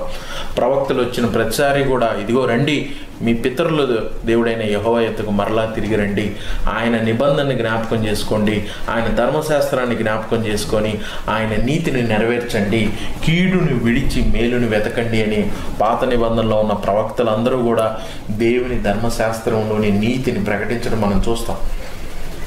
సో అయితే వాళ్ళు చెప్పిన ప్రతిసారి కూడా ఏం చెప్తారు అంటే, ఇదిగో మన పితరుల దేవుడు, మన పూర్వీకుల దేవుడు, భూమిని ఆకాశమును నిర్మించిన దేవుడు, సర్వశక్తి కలిగిన దేవుడు అని ఒక సందర్భాన్ని తీసుకొని చూపిస్తారు. దేవుడు గతంలో చేసినటువంటి రక్షణ కార్యాలని, ఆయన చేసిన మేలులో దేన్ని మరువకము నా ప్రాణమా అని మాట్లాడినట్లు కీర్తనకారుడు గతంలో జరిగినటువంటి సందర్భాన్ని తీసుకొని మాట్లాడుతున్నాం. ఇన్ఫ్యాక్ట్ వాస్తవానికి క్రిస్మస్ని కనుక తీసుకుంటే అసలు వాస్తవానికి బైబిల్లో ఎక్కడా కూడా యేసుక్రీస్తు వారి పుట్టుక తేదీ అయితే లేదు, సందర్భం మటుకే రాయబడి ఉంది. ఒకటే చరిత్ర ఆధారం దేనికి ఉన్నది అంటే యేసుక్రీస్తు వారి యొక్క మరణానికి, ఆయన పునరుద్ధానానికి. ఇప్పుడు ఈ రిఫర్మేషన్ కూడా చారిత్రాత్మకంగా తీసుకుంటే సంఘాన్ని దేవుడు చాలా బలంగా వాడుకున్నాడు. ఈ రిఫర్మేషన్ ఆ రోజున దేవుడు కంప్లీట్గా రోమన్ క్యాథలిసిజంలో ఉన్నటువంటి అంధకార సంబంధమైన శక్తులకు ఒక ముగింపు పలికాడు. ఎంతగా అంటే ఈ రోజున మన చేతుల్లో బైబిల్ ఉంది అంటే దానికి కారణం ఆ రోజున మార్టిన్ లూథర్ రాసినటువంటి 95 థీసిస్. అంతకుముందు బైబిల్ ఎవరి చేతిలో ఉండేది అంటే కేవలం యాజకుల చేతిలోనే ఉండేది, కొద్దిగా గొప్ప చదువుకున్నటువంటి మాంక్స్ చేతిలో ఉండేది, సన్యాసం తీసుకున్న వ్యక్తుల దగ్గరే ఉండేది. మిగతా వ్యక్తులు ఎవరు కూడా వాక్యం చదవకూడదు అని చెప్పేటువంటి ధోరణి గత 1000 సంవత్సరాలుగా కూడా బైబిల్ని సాధారణమైన ప్రజలకు ఇవ్వకుండా కేవలం మత పెద్దల దగ్గరే ఉంచుకోవడం జరిగింది. ఒక విధంగా దేవుడు చేసినటువంటి గొప్ప కార్యమే ఇది. దీన్ని జ్ఞాపకం చేసుకోవడంలో తప్పేమీ లేదు. ఆయన వాక్యంలో కూడా చెప్తాడు, నీతిమంతులను జ్ఞాపకం చేసుకోవడం మంచిది అని. అయితే నీతిమంతులు అయ్యామంటే అది క్రీస్తుని బట్టే. ఆ రోజున మార్టిన్ లూథర్ ఆ రోజున 95 థీసిస్ విటన్బర్గ్ క్యాసిల్ చర్చికి కొట్టినప్పుడు ఆయన ఉద్దేశం వల్ల ఒకటే, మనుషులు రక్షణ పొందాలి అంటే క్రీస్తు ద్వారానే, మధ్యవర్తి క్రీస్తు ఒక్కడే, ఏ మానవుడు కూడా లేడు, కేవలము దేవుడి వాక్యము యేసుక్రీస్తు వారే మనుషులు రక్షించబడేది. సంఘపు యొక్క నియమాలు కాదు, మనుషులు చేసే పుణ్యకార్యాలు కాదు, ఇవేవి కాదు. ఇది వాస్తవానికి ఒక గొప్ప కార్యమే. దేవుడు గతంలో చేసినటువంటి ఒక గొప్ప కార్యం ఇది. ఈ రోజున మీ నా చేతిలో, అందరి చేతిలో బైబిల్ ఉండడానికి కారణమైంది. దేవుడు దాన్ని వాడుకున్నాడు. కానీ దీన్ని ఒక జ్ఞాపకార్థంగా, దీన్ని చరిత్రలో జరిగిన సంఘటన తీసుకొని ఈ రోజున సంఘంలో ఉన్నటువంటి లోపాలని మనం మాట్లాడుకుంటున్నామే కానీ దాన్ని ఒక పండగగా ఆచరించట్లేదు. మన పూర్వీకులు చేసినటువంటి పనుల్ని మనం జ్ఞాపకం చేసుకుంటాం. ఎందుకంటే భూమి కింద క్రొత్తది ఏదీ లేదు. సూర్యుడి కింద కొత్తది ఏది ఉండదు, అన్నీ కూడా జరిగినవే మరలా జరుగుతాయి అని ప్రసంగిలో మాట్లాడుతూ మనం చూస్తాం. పాపము కొత్త పాపం ఏం కాదు, ఇది పాతదే. వాక్యం ఎప్పటి నుంచి ఎలాగైతే ఉన్నదో మనిషిలో ఉన్నటువంటి పాపపు స్థితి అలానే ఉంది. దాని గురించి మనం మాట్లాడుకుంటున్నాం. ఈ రోజున సంఘంలో కూడా రోమన్ క్యాథలిక్ యొక్క తప్పుడు బోధ ఈ రోజున సంఘంలో నడుస్తుంది. దేవుడికి మీరు డబ్బులు ఇచ్చినప్పుడు ఆశీర్వదించబడతారు అన్నది ఆర్సిఎం బోధ. ఇది ఆశీర్వాదం అన్నప్పుడు దాన్ని డిఫైన్ చేయరు. ఆశీర్వాదం అంటే ఏంటి అన్నది నిత్యమైన రక్షణ. యేసుక్రీస్తు వారు లోకాసువార్త 12వ అధ్యాయంలో మాట్లాడతాడు, ఒకని కలిమి విస్తరించడం వల్ల అది వాని జీవకు మూలం కాదు అని, ఒకటి ధనం విస్తరించినంత మాత్రాన. కానీ నేరుగా ఈ రోజున చాలామంది బోధకులు చెప్పేది ఏంటి, నీవు కలిమిలో విస్తరించినప్పుడు, నీకు డబ్బు వచ్చినప్పుడు దేవుడి ఆశీర్వాదం నీ మీద ఉంది అన్నది. ఇది ఆర్సిఎం బోధ కాదా? ఈ బోధ నుంచి మనం బయటికి రావద్దా? దేవుడి చిత్తం నెరవేరుతుందా అక్కడ? అలా అనుకుంటే మనకంటే ఎక్కువ ధనవంతులు హిందువులు ఉన్నారు, ఎక్కువ ధనవంతులు ముస్లింలు ఉన్నారు. ఇప్పుడు దేవుడు వాళ్ళని కూడా ఆశీర్వదించాడా? నిత్య రక్షణ ఇస్తున్నాడా వాళ్ళకు కూడా? కాదు కదా. ఇది ఎంత మాత్రం పాశ్చాత్య సంస్కృతి కాదు. ఇది సంస్కరణ దినోత్సవాన్ని మనం నీతిమంతులను జ్ఞాపకం చేసుకోవటం. మన రిఫార్మర్స్ సంఘ సంస్కర్తలు ఎవరైతే ఉన్నారో వారు సంఘాన్ని ఏ విధంగా సంస్కరించారు అనే పాయింట్స్ని వాళ్ళు చేసిన పరిచర్యని జ్ఞాపకం చేసుకోవడానికి ఒక అకేషన్గా మనం తీసుకుంటామే కానీ ఏదో వ్యక్తి పూజ చేయటానికి కాదు. కాబట్టి మనం ఏ వ్యక్తిని మనం పూజించకూడదు యాక్చువల్గా. సో ఈనాడు సంఘాల్లో కూడా చూసినట్టయితే వ్యక్తి పూజ అనేది జరుగుతూ ఉంది. సో వ్యక్తి పూజ గురించి మీరేమంటారు? రోమన్ క్యాథలిక్స్ కలిసిన ఒక పోపు ఒక్కడే ఉన్నాడు, కానీ ఇక్కడ కొన్ని వేల మంది పోపులు ఉన్నారు అనమాట. ప్రతి అయ్యగారు ఒక పోపు లాగా వీళ్ళకి. అంటే అక్కడ పోపు ఏ చెప్తే వాళ్ళు ఎలా పాటిస్తారు. ఇక్కడ చాలామంది మా అయ్యగారు ఏ చెప్తే అదే పాటిస్తున్నసి అయ్యగారు కూడా ఒక పోపు చేశారు. కాబట్టి మాటలు ఒక్క పోపుతో ఫైట్ చేశాడు, కానీ మనం ఇక్కడ వేల మంది పోపులతో మనం ఫైట్ చేయాలి చెప్పాలంటే. సో ఈ వ్యక్తి పూజ అనేది it is a road to destruction. ఎందుకంటే బైబిల్లో కొరింథీ సంఘాన్ని కూడా పౌలు అదే వర్ణించాడు, ఒక అపోలో అనేసి పౌలు అనేసి మీరు ఎట్లా అనుకుంటున్నారు, ఆల్ బిలాంగ్ టు క్రైస్ట్ అని. కానీ ఇక్కడ వీళ్ళందరూ కూడా మేము చర్చికి వెళ్తాం, మేము క్రీస్తుని ఫాలో అవుతూ ఉంటారు. కానీ ఎప్పుడైతే ఇప్పుడు వీళ్ళు చాలామంది క్రీస్తు ఆయన డైటీ మీద అటాక్ చేసినప్పుడు ఏం మాట్లాడరు.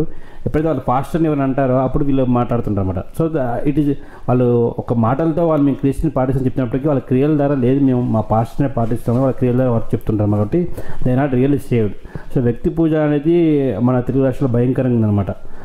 వాక్యాన్ని పరిశీలించరు, అయ్యగారు ఏం చెప్తే దాన్ని గుడ్డిగా ఫాలో అవుతారు అంతే తప్ప మరి ఎక్కడ అయ్యగారిని ప్రశ్నించారు దేవుని ప్రశ్నించినట్టు అనే ఒక భ్రమలో వాళ్ళు బతుకుతారు తప్ప they don't come to the reality. So మన యూ ఫైండ్ అవుట్ ఈ కరిస్మాటిక్ ప్రీచర్స్ కానీ లేకపోతే ఈ ప్రాస్పర్ గాస్పెల్ ప్రీచర్స్ కానీ వాళ్ళందరినీ చూడండి, వీళ్ళందరి దగ్గర డబ్బులు తీసుకొని దే బికమ్ రిచ్. మీకు ఇంకా ఆశీర్వాదాలు వస్తాయి, మీరు ఇంకా ఇవ్వండి అనేసి వాళ్ళు ఇంకా మభ్యపెట్టి వాళ్ళ దగ్గర నుంచి డబ్బులు తీసుకొని these people become rich and these people కొంతమంది అప్పులు తీసుకొచ్చి మరి వీళ్ళకి ఇచ్చేస్తుంటారు. ఎందుకంటే that is because they are worshipping the person that particular pastor then the word of God. ఎప్పుడైతే వాళ్ళకి వర్డ్ ఆఫ్ గాడ్ నాలెడ్జ్ వస్తుందో దే విల్ బి లిబరేటెడ్. సత్యం మిమ్మల్ని స్వతంత్రులు చేయని చెప్పారు, కానీ వీళ్ళందరూ బానిసత్వంలో ఉన్నారు. సో ఒక ఫ్యామిలీ కింగ్స్ టెంపుల్కి వెళ్ళే ఫ్యామిలీ అదేవిధంగా బానిసత్వం ఉంటూ చాలా వాళ్ళు అప్పులు చేసి మీద వాళ్ళకి ఇచ్చారనమాట. సో బై గాడ్స్ గ్రేస్ ఆ యొక్క మిస్ని ఎక్స్పోజ్ చేసినప్పుడు they saw the video and they came out of it.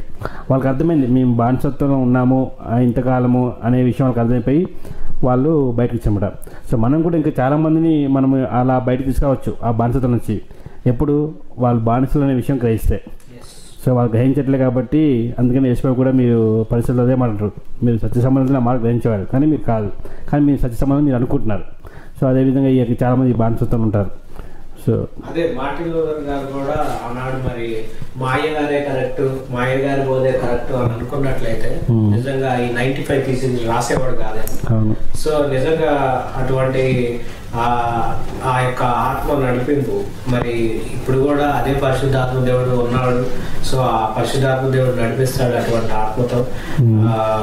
ఇంకా సంఘంలో సంస్కరణ రావడానికి మరి పరిశుద్ధాత్మ కార్యము జరగాలి మన వ్యక్తిగతంగాను అదేవిధంగా సంఘంలోనూ జరుగుతూ ఉంటుంది.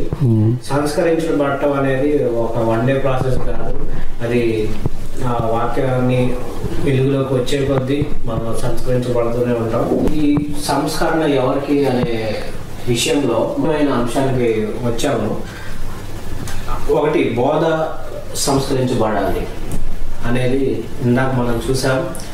అదేవిధంగా వ్యక్తి పూజ నుంచి మనం సంస్కరించబడాలి.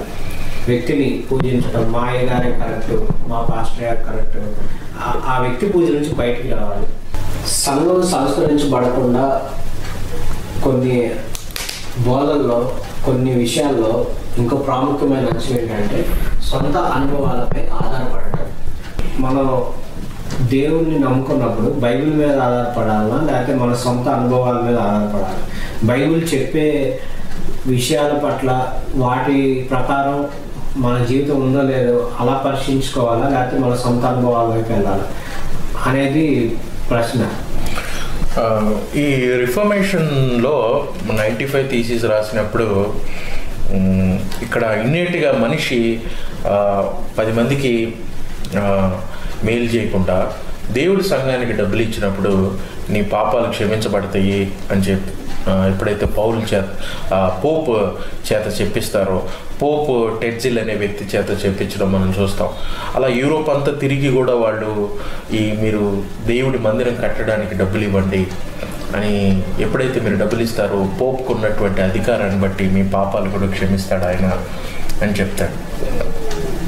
అయితే ఇక్కడ వ్యక్తిగతమైనటువంటి విషయాలు ఎలా వస్తాయి అంటే, వ్యక్తిగతమైనటువంటి ఆలోచనలు ఒక మనిషి వ్యక్తిగతంగా తాను యోగ్యుడు, తాను గొప్పవాడు, తను ఏదో సాధించాడు, తను దేవుణ్ణి సంతోషపెట్టగలడు, తన నీతితోటి దేవుడి దగ్గరికి వెళ్ళగలడు అని ఎప్పుడైతే అనుకుంటాడో అక్కడ వ్యక్తిగత అనుభవాలు బాగా బోధిస్తారు. ఇది మొదటి నుంచి కూడా క్రీస్తు నీతి కాకుండా మనుషులు తమ స్వనీతిని చూపించాలని ఆదిమ సంఘంలో కూడా చాలా ప్రయత్నం చేశారు. గలతీలకు రాసిన పత్రికలో గలతీ సంఘంలోకి కొంతమంది యూదా మత పెద్దలు వచ్చి, యూదా మతంలోని యేసుక్రీస్తుని నమ్ముకున్న వాళ్ళు వచ్చి ఏం చెప్తారంటే, మీరు యేసుక్రీస్తుని నమ్ముకున్నారు మంచిదే, అయితే మీరు మరలా సున్నతి కూడా చేయించుకోండి, మోషే ధర్మశాస్త్ర నియమం కూడా సంపూర్ణంగా నెరవేరుద్ది అని అంటే అక్కడ చాలామంది సున్నతి చేయించేసుకుంటారు. కానీ పౌలు బోధించింది ఏంటి అంటే, యేసుక్రీస్తు వారి యొక్క మరణ పునరుద్ధానాల మీదే మనిషి రక్షించబడతాడు అన్నది రక్షణ నియమం. అదే మూలం మీద ఆయన సంఘాన్ని కట్టాడు. ఇప్పుడు సంఘంలోకి వచ్చేసి కొంతమంది లేదు మీరు యేసు ప్రభుని నమ్ముకోండి, మరలా సున్నతి కూడా చేసుకోండి అన్నప్పుడు, శరీర సంబంధంగా మీరు సున్నతి చేయబడినప్పుడు మీరు దేవుడి బిడ్డలతోటి యూదులతోటి పాలుభాగస్తులు అవుతారు అన్నప్పుడు చాలామంది మరలా శరీర సంబంధమైన నియమాల్లోకి వెళ్తారు. ఇప్పుడు ఈ బోధ ఎలాగ మారిద్ది అంటే, ఈ మనిషికి ఎప్పుడు కూడా వాక్యం చదవనటువంటి వ్యక్తికి తన సాల్వేషన్, తన రక్షణ మీద చాలా అనుమానాలు ఉంటాయి. నేను నిజంగా రక్షించబడ్డానా, నేను నిజంగా ఎలాగూ దేవుడి చేత అంగీకరించబడతాను, ఇంతేనా, ఒక్క యేసుప్రభుని నమ్ముకొని విశ్వాసంతో వెళ్తే అంతేనా అనేటువంటిది ఒకటైతే, ఇంకోటి ఏంటంటే మనిషికి అనుమానంతో అతడు రక్షణ పొందాడో లేదో అన్న డౌట్లో అతడు ఏం చేస్తాడు అంటే ఇంకా తన శరీర నియమాన్ని పెట్టడానికి ప్రయత్నిస్తాడు. అంటే ఏంటి అంటే, క్రీస్తు మరణంతో సాటిస్ఫై అవ్వకుండా తన సొంత నీతిని కూడా తీసుకొస్తాడు. ఎలాగూ అంటే, యేసుక్రీస్తు కొరకు నేను చెప్పులు వేసుకోను, యేసుక్రీస్తు వారి కొరకు నేను యేసుక్రీస్తు వారు చెప్పారు నిన్ను తగ్గించుకోమని, నిన్ను ఉపేక్షించుకోమని చెప్పాడు.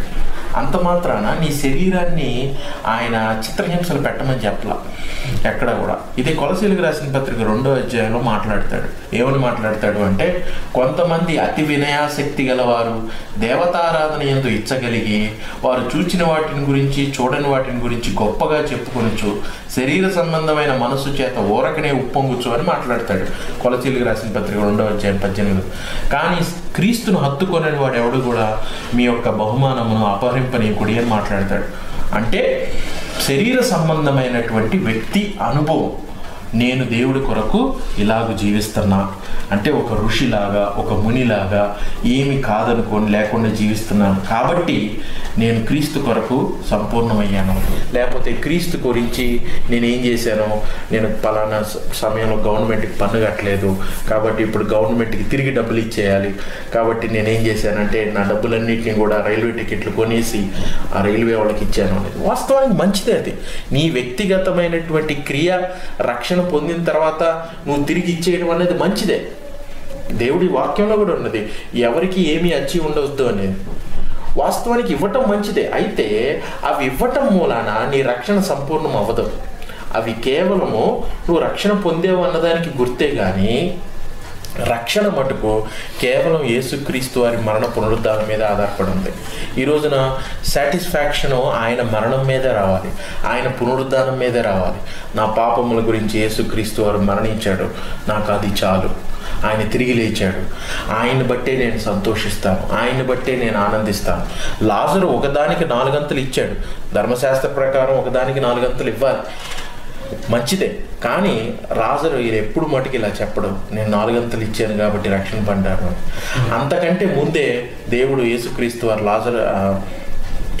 జక్కయ్య, దేవుడు అంతకుముందే జక్కయ్య తోటి మాట్లాడతాడు, నేను నీ ఇంట ఉండవలసినది అని. దేవుడు ముందుగానే రక్షణ ప్రణాళికను ఏర్పాటు చేశాడు.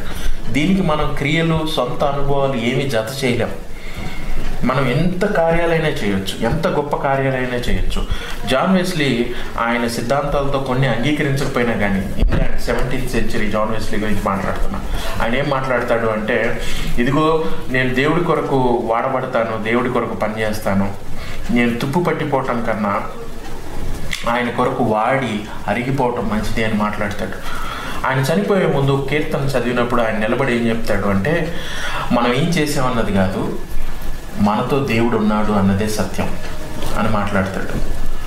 మన అనుభవాలు వ్యక్తిగతంగా ఎన్నైనా కావచ్చు, కానీ ఆఖరిగా ఏది ఇంపార్టెంట్ అంటే వాక్యము స్థిరమైనది, వాక్యము కదల్చబడింది, వాక్యము నిత్య జీవము, వాక్యము నిరంతరం నిలిచి ఉంటుంది. మానవుల ఆలోచనలు, మానవుల అనుభవాలు గతించిపోతాయి. నాకు వేరే అనుభవాలు ఉంటాయి, భరత్కి వేరే అనుభవాలు ఉంటాయి, ప్రతి ఒక్కరికి వ్యక్తిగత అనుభవాలు ఉంటాయి. ఈ వ్యక్తిగత అనుభవాలు సంఘం మీద రుద్దకూడదు. సంఘం మీద నేను ఇలా చేశాను కాబట్టి సంఘం అంతా ఇలా చేయాలి. కానీ సంఘం మీద రుద్దాల్సిందల్లా ఒకటే, వాక్యంలో ఉన్నటువంటి నియమం. వాక్యం ఏం చెప్తుంది? అందరూ కూడా ఏక మనసు గలవారై ఉండండి, ఒకటి భారాన్ని ఒకడు మొయ్యండి అన్నాడు. ప్రతివాడు కూడా క్రీస్తునందు ఒకరినొకరు పురికొల్పుకోమన్నాడు. నిరంతరం దేవుడి వాక్యంలో మీరు స్థిరపరచబడి ఆయన వాక్యానికి తగినట్టుగా మీరు జీవించమని చెప్పాడు.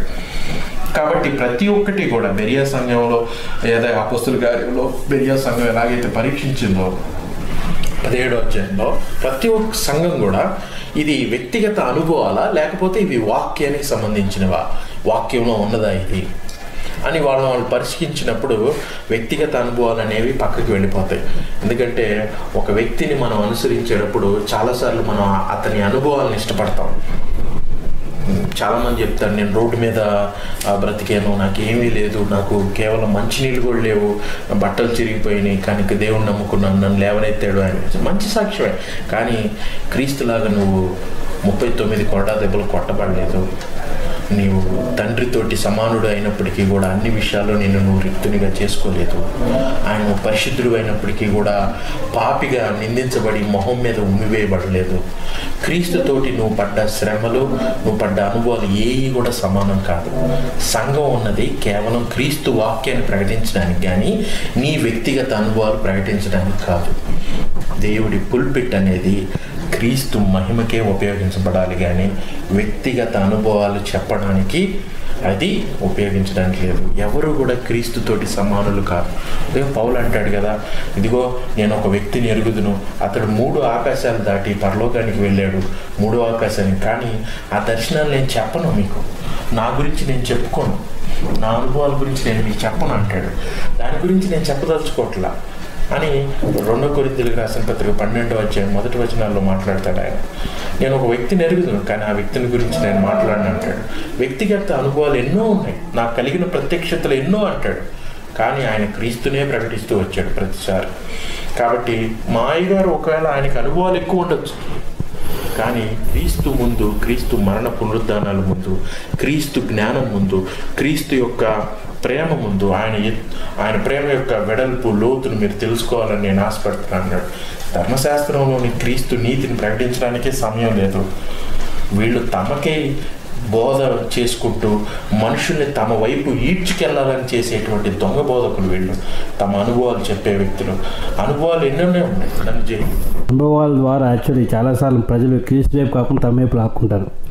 కొన్ని సంఘాలలో ఆ ఫౌండర్ యొక్క అనుభవాల గురించి మాట్లాడతారు. ఆ ఫౌండర్ రాసిన బుక్స్ కానీ దేవుని గురించి వివరించి కానీ దాని గురించి మాట్లాడారు. ఆ ఫౌండర్ యొక్క అనుభవాలు అలా ఉండే ఇలా ఉండే అని చెప్పుకుంటారు తప్ప, అంటే they are trying to glorify the founder then Christ.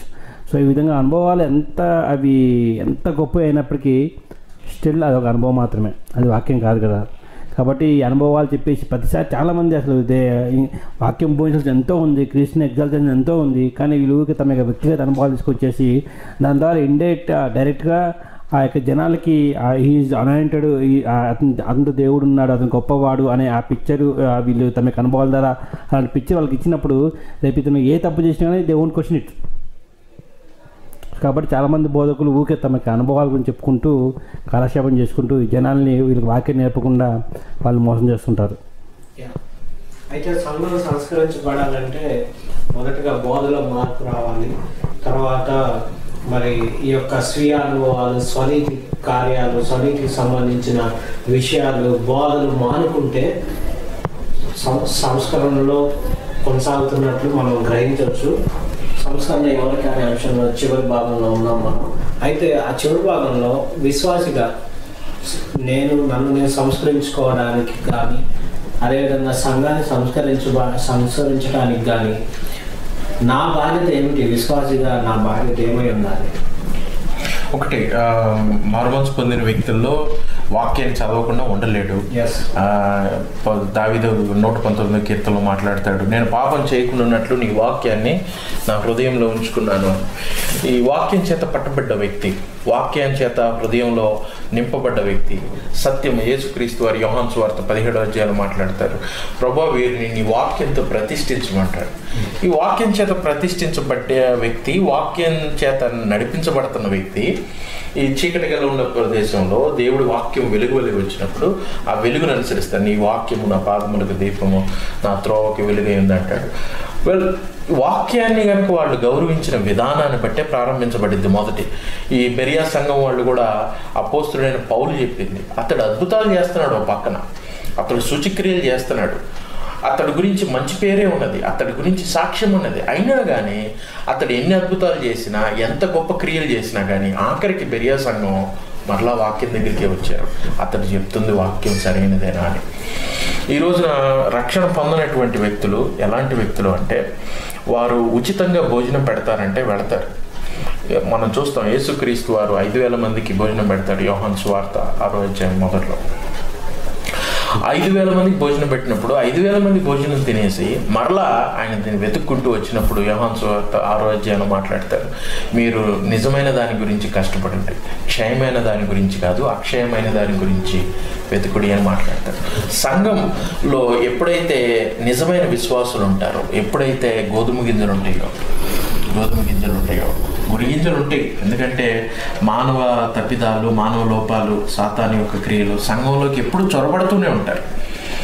అబద్ధ బోధ చొరబడిద్ది, అవిశ్వాసులు చొరబడతారు, నిజమైన విశ్వాసుల్లాగా నటిస్తారు.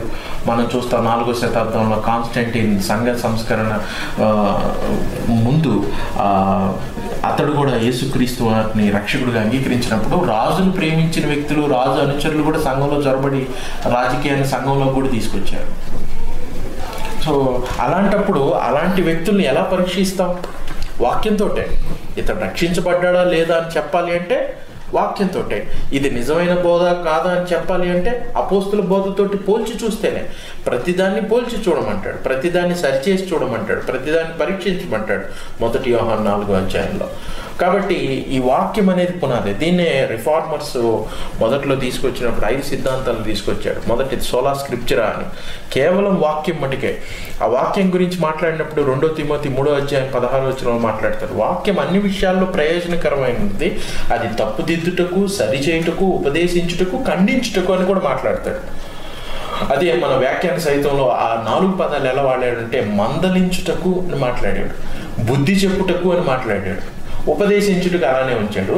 4వ వచనాన్ని ఖండించుటకు ఎలా మాట్లాడారు అంటే, నీతి న్యాయములు యందు శిక్ష చేయుటకు అని మాట్లాడారు.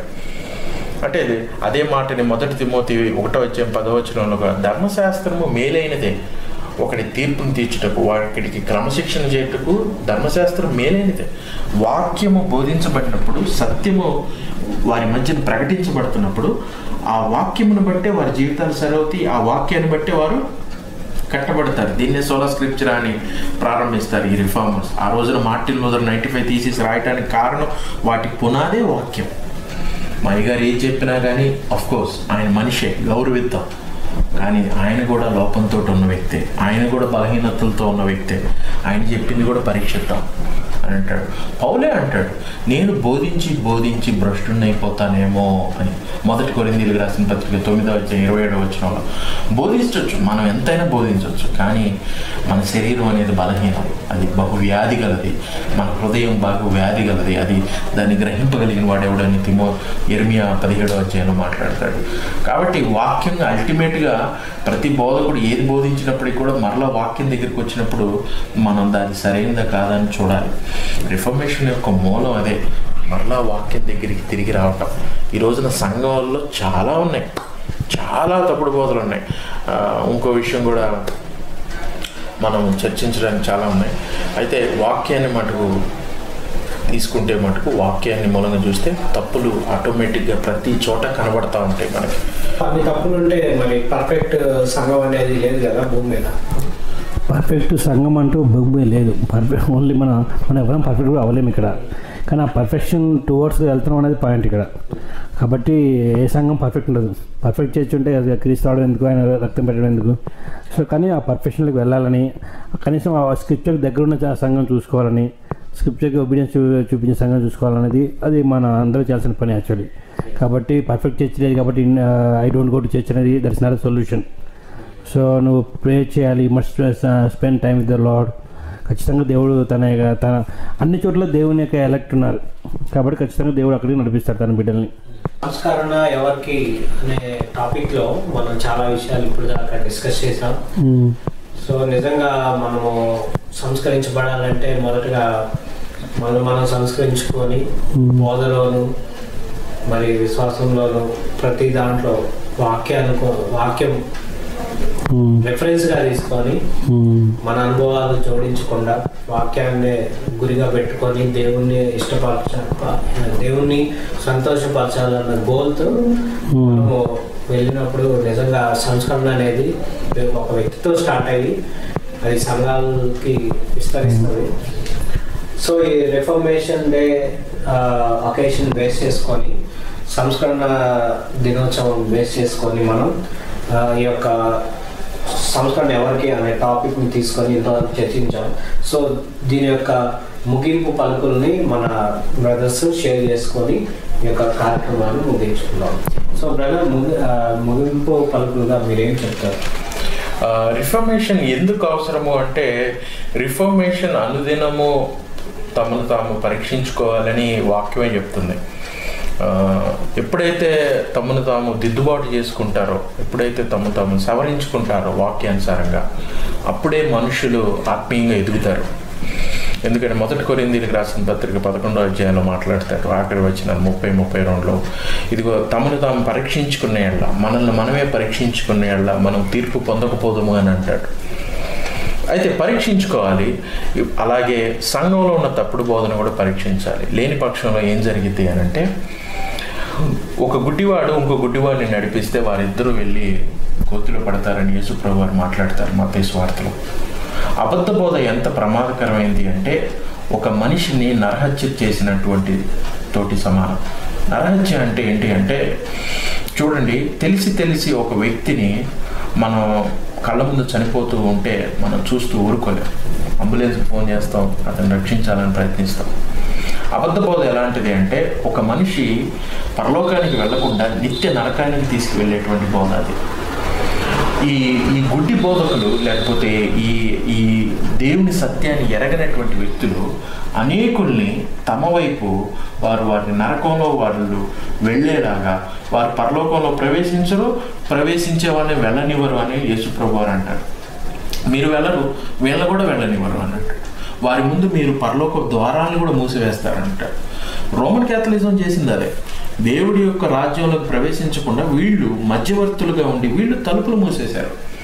ఈ రోజున చాలామంది సంఘాల్లో క్రీస్తు యొక్క మహిమను, క్రీస్తు యొక్క జ్ఞానాన్ని తెలుసుకోకుండా తమ స్వనీతిని, తమ యొక్క వ్యక్తిగతమైన బోధన చేయటం వల్ల అనేకుల ఆత్మని నిత్య నరకాగ్నికి తీసుకువెళ్తున్నారు. వాళ్ళు ఒక విధంగా వాళ్ళు ఆత్మీయ హత్యలు చేస్తున్నారు. అబద్ధ బోధ ఎంత ప్రమాదకరమైంది అంటే, రిఫర్మేషన్ రాకపోతే ఈ రోజున అనేక దేశాలు గుడ్డితనంలోనే ఉన్నాయి. ఎప్పుడైతే రిఫర్మేషన్ వచ్చిందో బైబిల్ అన్ని చోట్లకు వెళ్ళింది.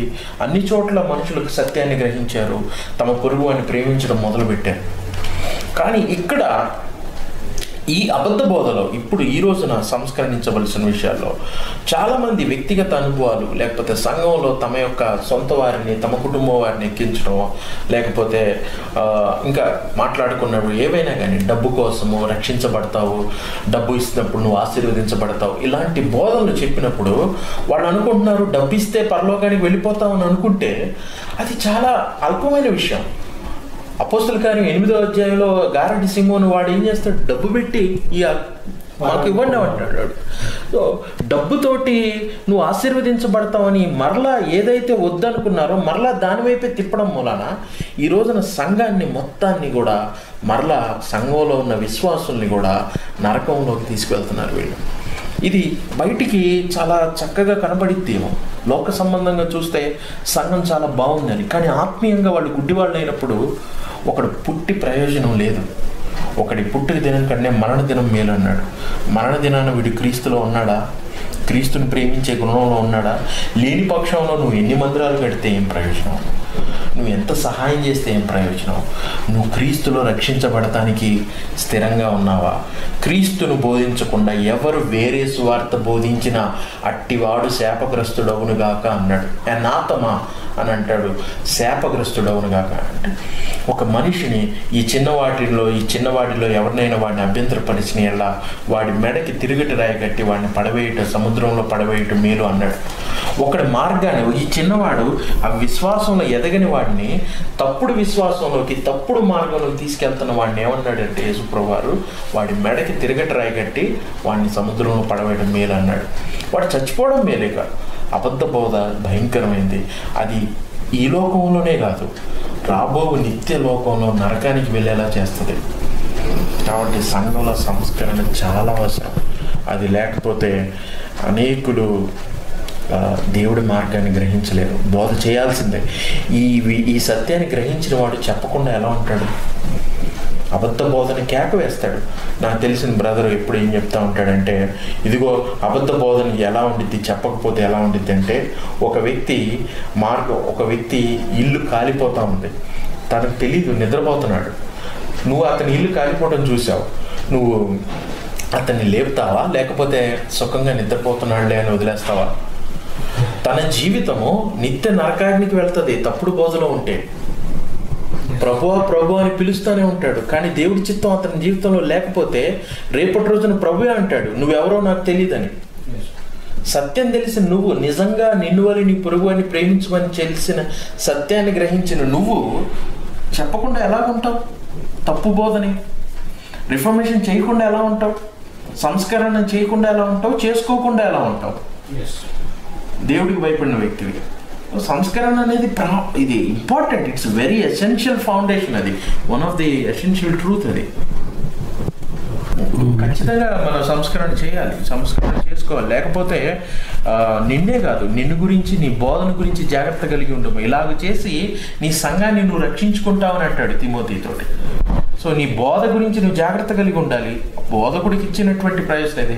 బాల్యము నుంచి నువ్వు ఏ లేఖనాలను అయితే నేర్చుకున్నావో వాటి యందు స్థిరంగా ఉండమంటాడు, వాటి యందు నిలకడగా ఉండమంటాడు. కాబట్టి నీ బోధ గురించి నువ్వు చూసుకోవాల్సి, నీ ప్రవర్తన చూసుకోవాలి. అలాగే నీకు అప్పగింపబడిన సంఘం విషయమై నువ్వు బాధ్యత కలిగి ఉండాలి. వీటన్నిటినీ నువ్వు చేస్తున్నప్పుడు ఆటోమేటిక్గా నువ్వు నడిచే మార్గం రిఫర్మేషనే.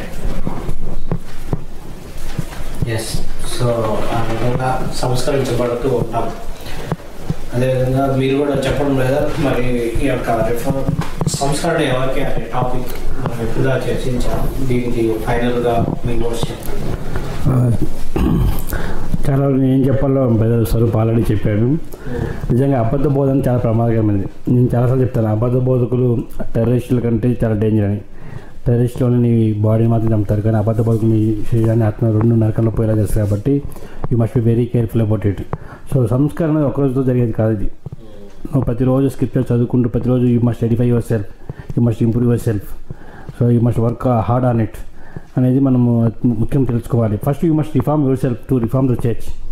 నిన్ను రిఫార్మ్ చేసుకోకుండా నువ్వు చర్చ్ రిఫార్మ్ చేయలేవు. కాబట్టి you have to know your complete lostness and how wonderful Christ is అనే విషయం తెలుసుకోవాలి. నీ యొక్క స్వనిధిగా నువ్వు రక్షింపలేవని, నీ యొక్క క్రియల ద్వారా కాదు, నీ యొక్క అనుభవాల ద్వారా కాదు, ఓన్లీ ఆ క్రీస్తు అటోన్మెంట్ ద్వారా మాత్రమే రక్షింపడతాను తెలిసి నీ యొక్క full complete trust on Christ అని పెట్టినప్పుడు మాత్రమే నువ్వు రిఫార్మ్ అవ్వలేస్తావు. సో నువ్వు అలా రిఫార్మ్ అయినప్పుడు when you see false you will definitely question it. సొరబేర్ చెప్పినట్టు ఒక అతను నిద్రపోతున్నాడు, ఇల్లు తగలబడుతున్నప్పుడు we will wake him up. అదేవిధంగా అబద్ధ బోధలు అనేటివి చాలా ఉన్నాయి సంఘాల్లో. చాలాసార్లు మన సంఘాల్లో ఇప్పుడు యెహోవా సాక్షులని, మార్మన్స్ అని, బెనమైట్స్ అని, అదేవిధంగా చాలామంది మేము సైన్స్ సిద్ధాంతాలు నమ్ముతున్నప్పుడు కూడా అలా జీవించరు. ఫర్ ఎగ్జాంపుల్ చాలా సంఘాల్లో తండ్రి తర్వాత కొడుకు ఇట్లా వారసత్వం వస్తుంటుంది అనమాట. Even if the teach biblically వాళ్ళు వేరే వాళ్ళకి ఎవరికి వాక్యం ఇవ్వకుండా ఓన్లీ వాళ్ళ కుటుంబమే పరిపాలన చేస్తుంటే even they are considered false preachers. False preach అనగానే మనం చాలాసార్లు ఓన్లీ యెహోవా సాక్షులు, మార్మన్స్ అనుకుంటాం. Even if they teach genuine true doctrine but they don't follow they what they teach. వారసత్వం ఇస్తున్నా కానీ సంఘాలు ఇతరులను ఎంకరేజ్ చేయకుండా ఒక కుటుంబ పరిపాలన చేసినప్పుడు even they are considered false preachers అనమాట. సో ఇఫ్ యూ ఆర్ నువ్వు నిజంగా రిఫార్మ్డ్ అయితే యూ విల్ క్వశ్చన్ దెమ్. సంఘం అనేది నీది కాదు, క్రీస్తుది. సో వై యూ ఇట్లా మీ ఫ్యామిలీ బిజినెస్లో చేయడం ఏంటి అని you will question it. If you are not questioning then you are not being reform. కాబట్టి యూ మస్ట్ నో, నేను నిజంగా రిఫార్మ్ అయ్యానా, నేను నిజంగా క్రీస్తు ప్రకారం ఆయన చెప్పిన వాక్యాన్ని ఇదే చెప్తున్నా లేదా. ఎందుకంటే నేను ఇప్పుడు బార్న్ అగైన్ అంటే ఖచ్చితంగా ఇప్పుడు ఒక బార్న్ అగైన్ అయిన వ్యక్తి సువార్త చెప్పుకుంటాడా? అతను సువార్త చెప్పడం అర్థం ఏంటి? Is not born again. In the same way నువ్వు బార్న్ అయినప్పుడు you will fight for Christ కదా. నువ్వు క్రీస్తు సత్యం కొరకు ఆ క్రీస్తుని ఎవరన్నా ఆయన వాక్యం తప్పక బోధించినప్పుడు అది కాదు ఆయన క్యారెక్టర్, ఇది ఆయన క్యారెక్టర్ అనేసి. నేను చాలా కాంట్రవర్సీ చేసినప్పుడు నాకు మెయిన్ రీజన్ అంటే God Bible is not what you think, is what he says in the Bible. ఎందుకంటే వీళ్ళు బైబుల్ దగ్గర అమ్ముతున్నారు. If you give God will be blessed అనేసి అమెరిక జనాల్ని మోసం చేసి they are doing lot of ఆ యొక్క మోసాలు చేసుకున్నారు. సో అందుకని you must question it. So ఈ సంస్కారం అంటే జస్ట్ ఇది ఒక్కరోజు గుర్తుపెట్టడం కాదు. Everyday you have to read the Bible and Edify yourself. And when there something wrong in the church you have to question it and you have to pray about it. అదేవిధంగా when they are going ఎక్కడ scripture you must obey them and you must obey them and you must support them, you must pray for them. So ultimately it must be Christ centred. ప్రతిసారి నేను చేసిన వాక్యానుసారమా కాదా అనేది you must question it. And బెరే సంఘస్థులు నిజంగా పౌలు శీల అలాంటి వాళ్ళు చెప్పినప్పుడు కూడా అలా ఉందో లేని పరిశీలించారు. ఇప్పుడు పౌలు శీలను పోయినప్పుడు ఆ విధంగా ఉన్నప్పుడు ఇప్పుడు హూ ఆర్ వి?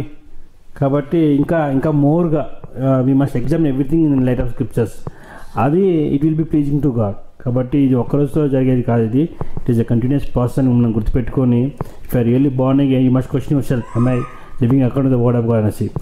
అలా వెళ్తూ మనం క్రీస్తుని ఎగ్జాల్ట్ చేస్తూ ఇందాక మనం మాట్లాడిన అనుభవాలు గురించి, అనుభవాలు చెప్పడం మనం తప్పని చెప్పట్లేదు, కానీ అనుభవాలు are they glorifying Christ or are they glorifying you?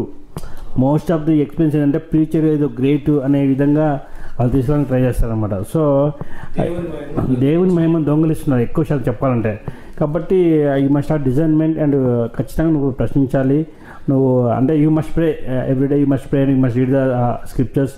And ఎవరేం పోయించినా స్క్రిప్చర్ వెలుగులో చూసుకున్నప్పుడు మాత్రమే యూ విల్ బి అంటే salvation most important thing in a persons life. కాబట్టి నిన్ను గురించి నీ బోధ గురించి యువర్ పర్సనల్ హోలీనెస్, అదేవిధంగా నీ బోధ గురించి what you believe, all those things matter lot. Yes, thank you for sharing your valuable words. చివరిగా నా యొక్క మాటలు కూడా నేను చెప్పాలనుకుంటున్నాను. మనం వ్యక్తిగతంగా సంస్కరించబడాలి అంటే ఖచ్చితంగా ఇప్పుడు మన సంఘాల్లో నెగ్లెక్ట్ చేస్తున్న ఒకే ఒక్క విషయం ఏంటంటే థియలాజికల్ సబ్జెక్ట్స్ బోధించకపోవటం, అదేవిధంగా ఎక్స్పోజిటరీ ప్రీచింగ్ సంఘాల్లో లేకపోవటం. ఈ రెండింటి వల్ల సంఘానికి చాలా డ్యామేజ్ జరుగుతుంది అనేది నేను గడిచిన కొన్ని సంవత్సరాల నుంచి అబ్జర్వ్ చేస్తూ ఉన్నాను. సో ప్రతి ఒక్క విశ్వాసి కూడా థియలాజికల్గా తను స్టడీ చేయాలి వ్యక్తిగతంగా. వాళ్ళ సంఘంలో బోధించకపోయినప్పటికీ వ్యక్తిగతంగా అనేకమైన రిసోర్సెస్ మన మధ్యలో ఉన్నాయి, ఇంటర్నెట్ ద్వారా మనకి అవైలబిలిటీగా ఉన్నాయి. కాబట్టి సంఘ చరిత్ర చదవటం, థియలాజికల్ సబ్జెక్ట్స్ మనం చదవటం, హెర్మనెటిక్స్ నేర్చుకోవటం, అదేవిధంగా మనం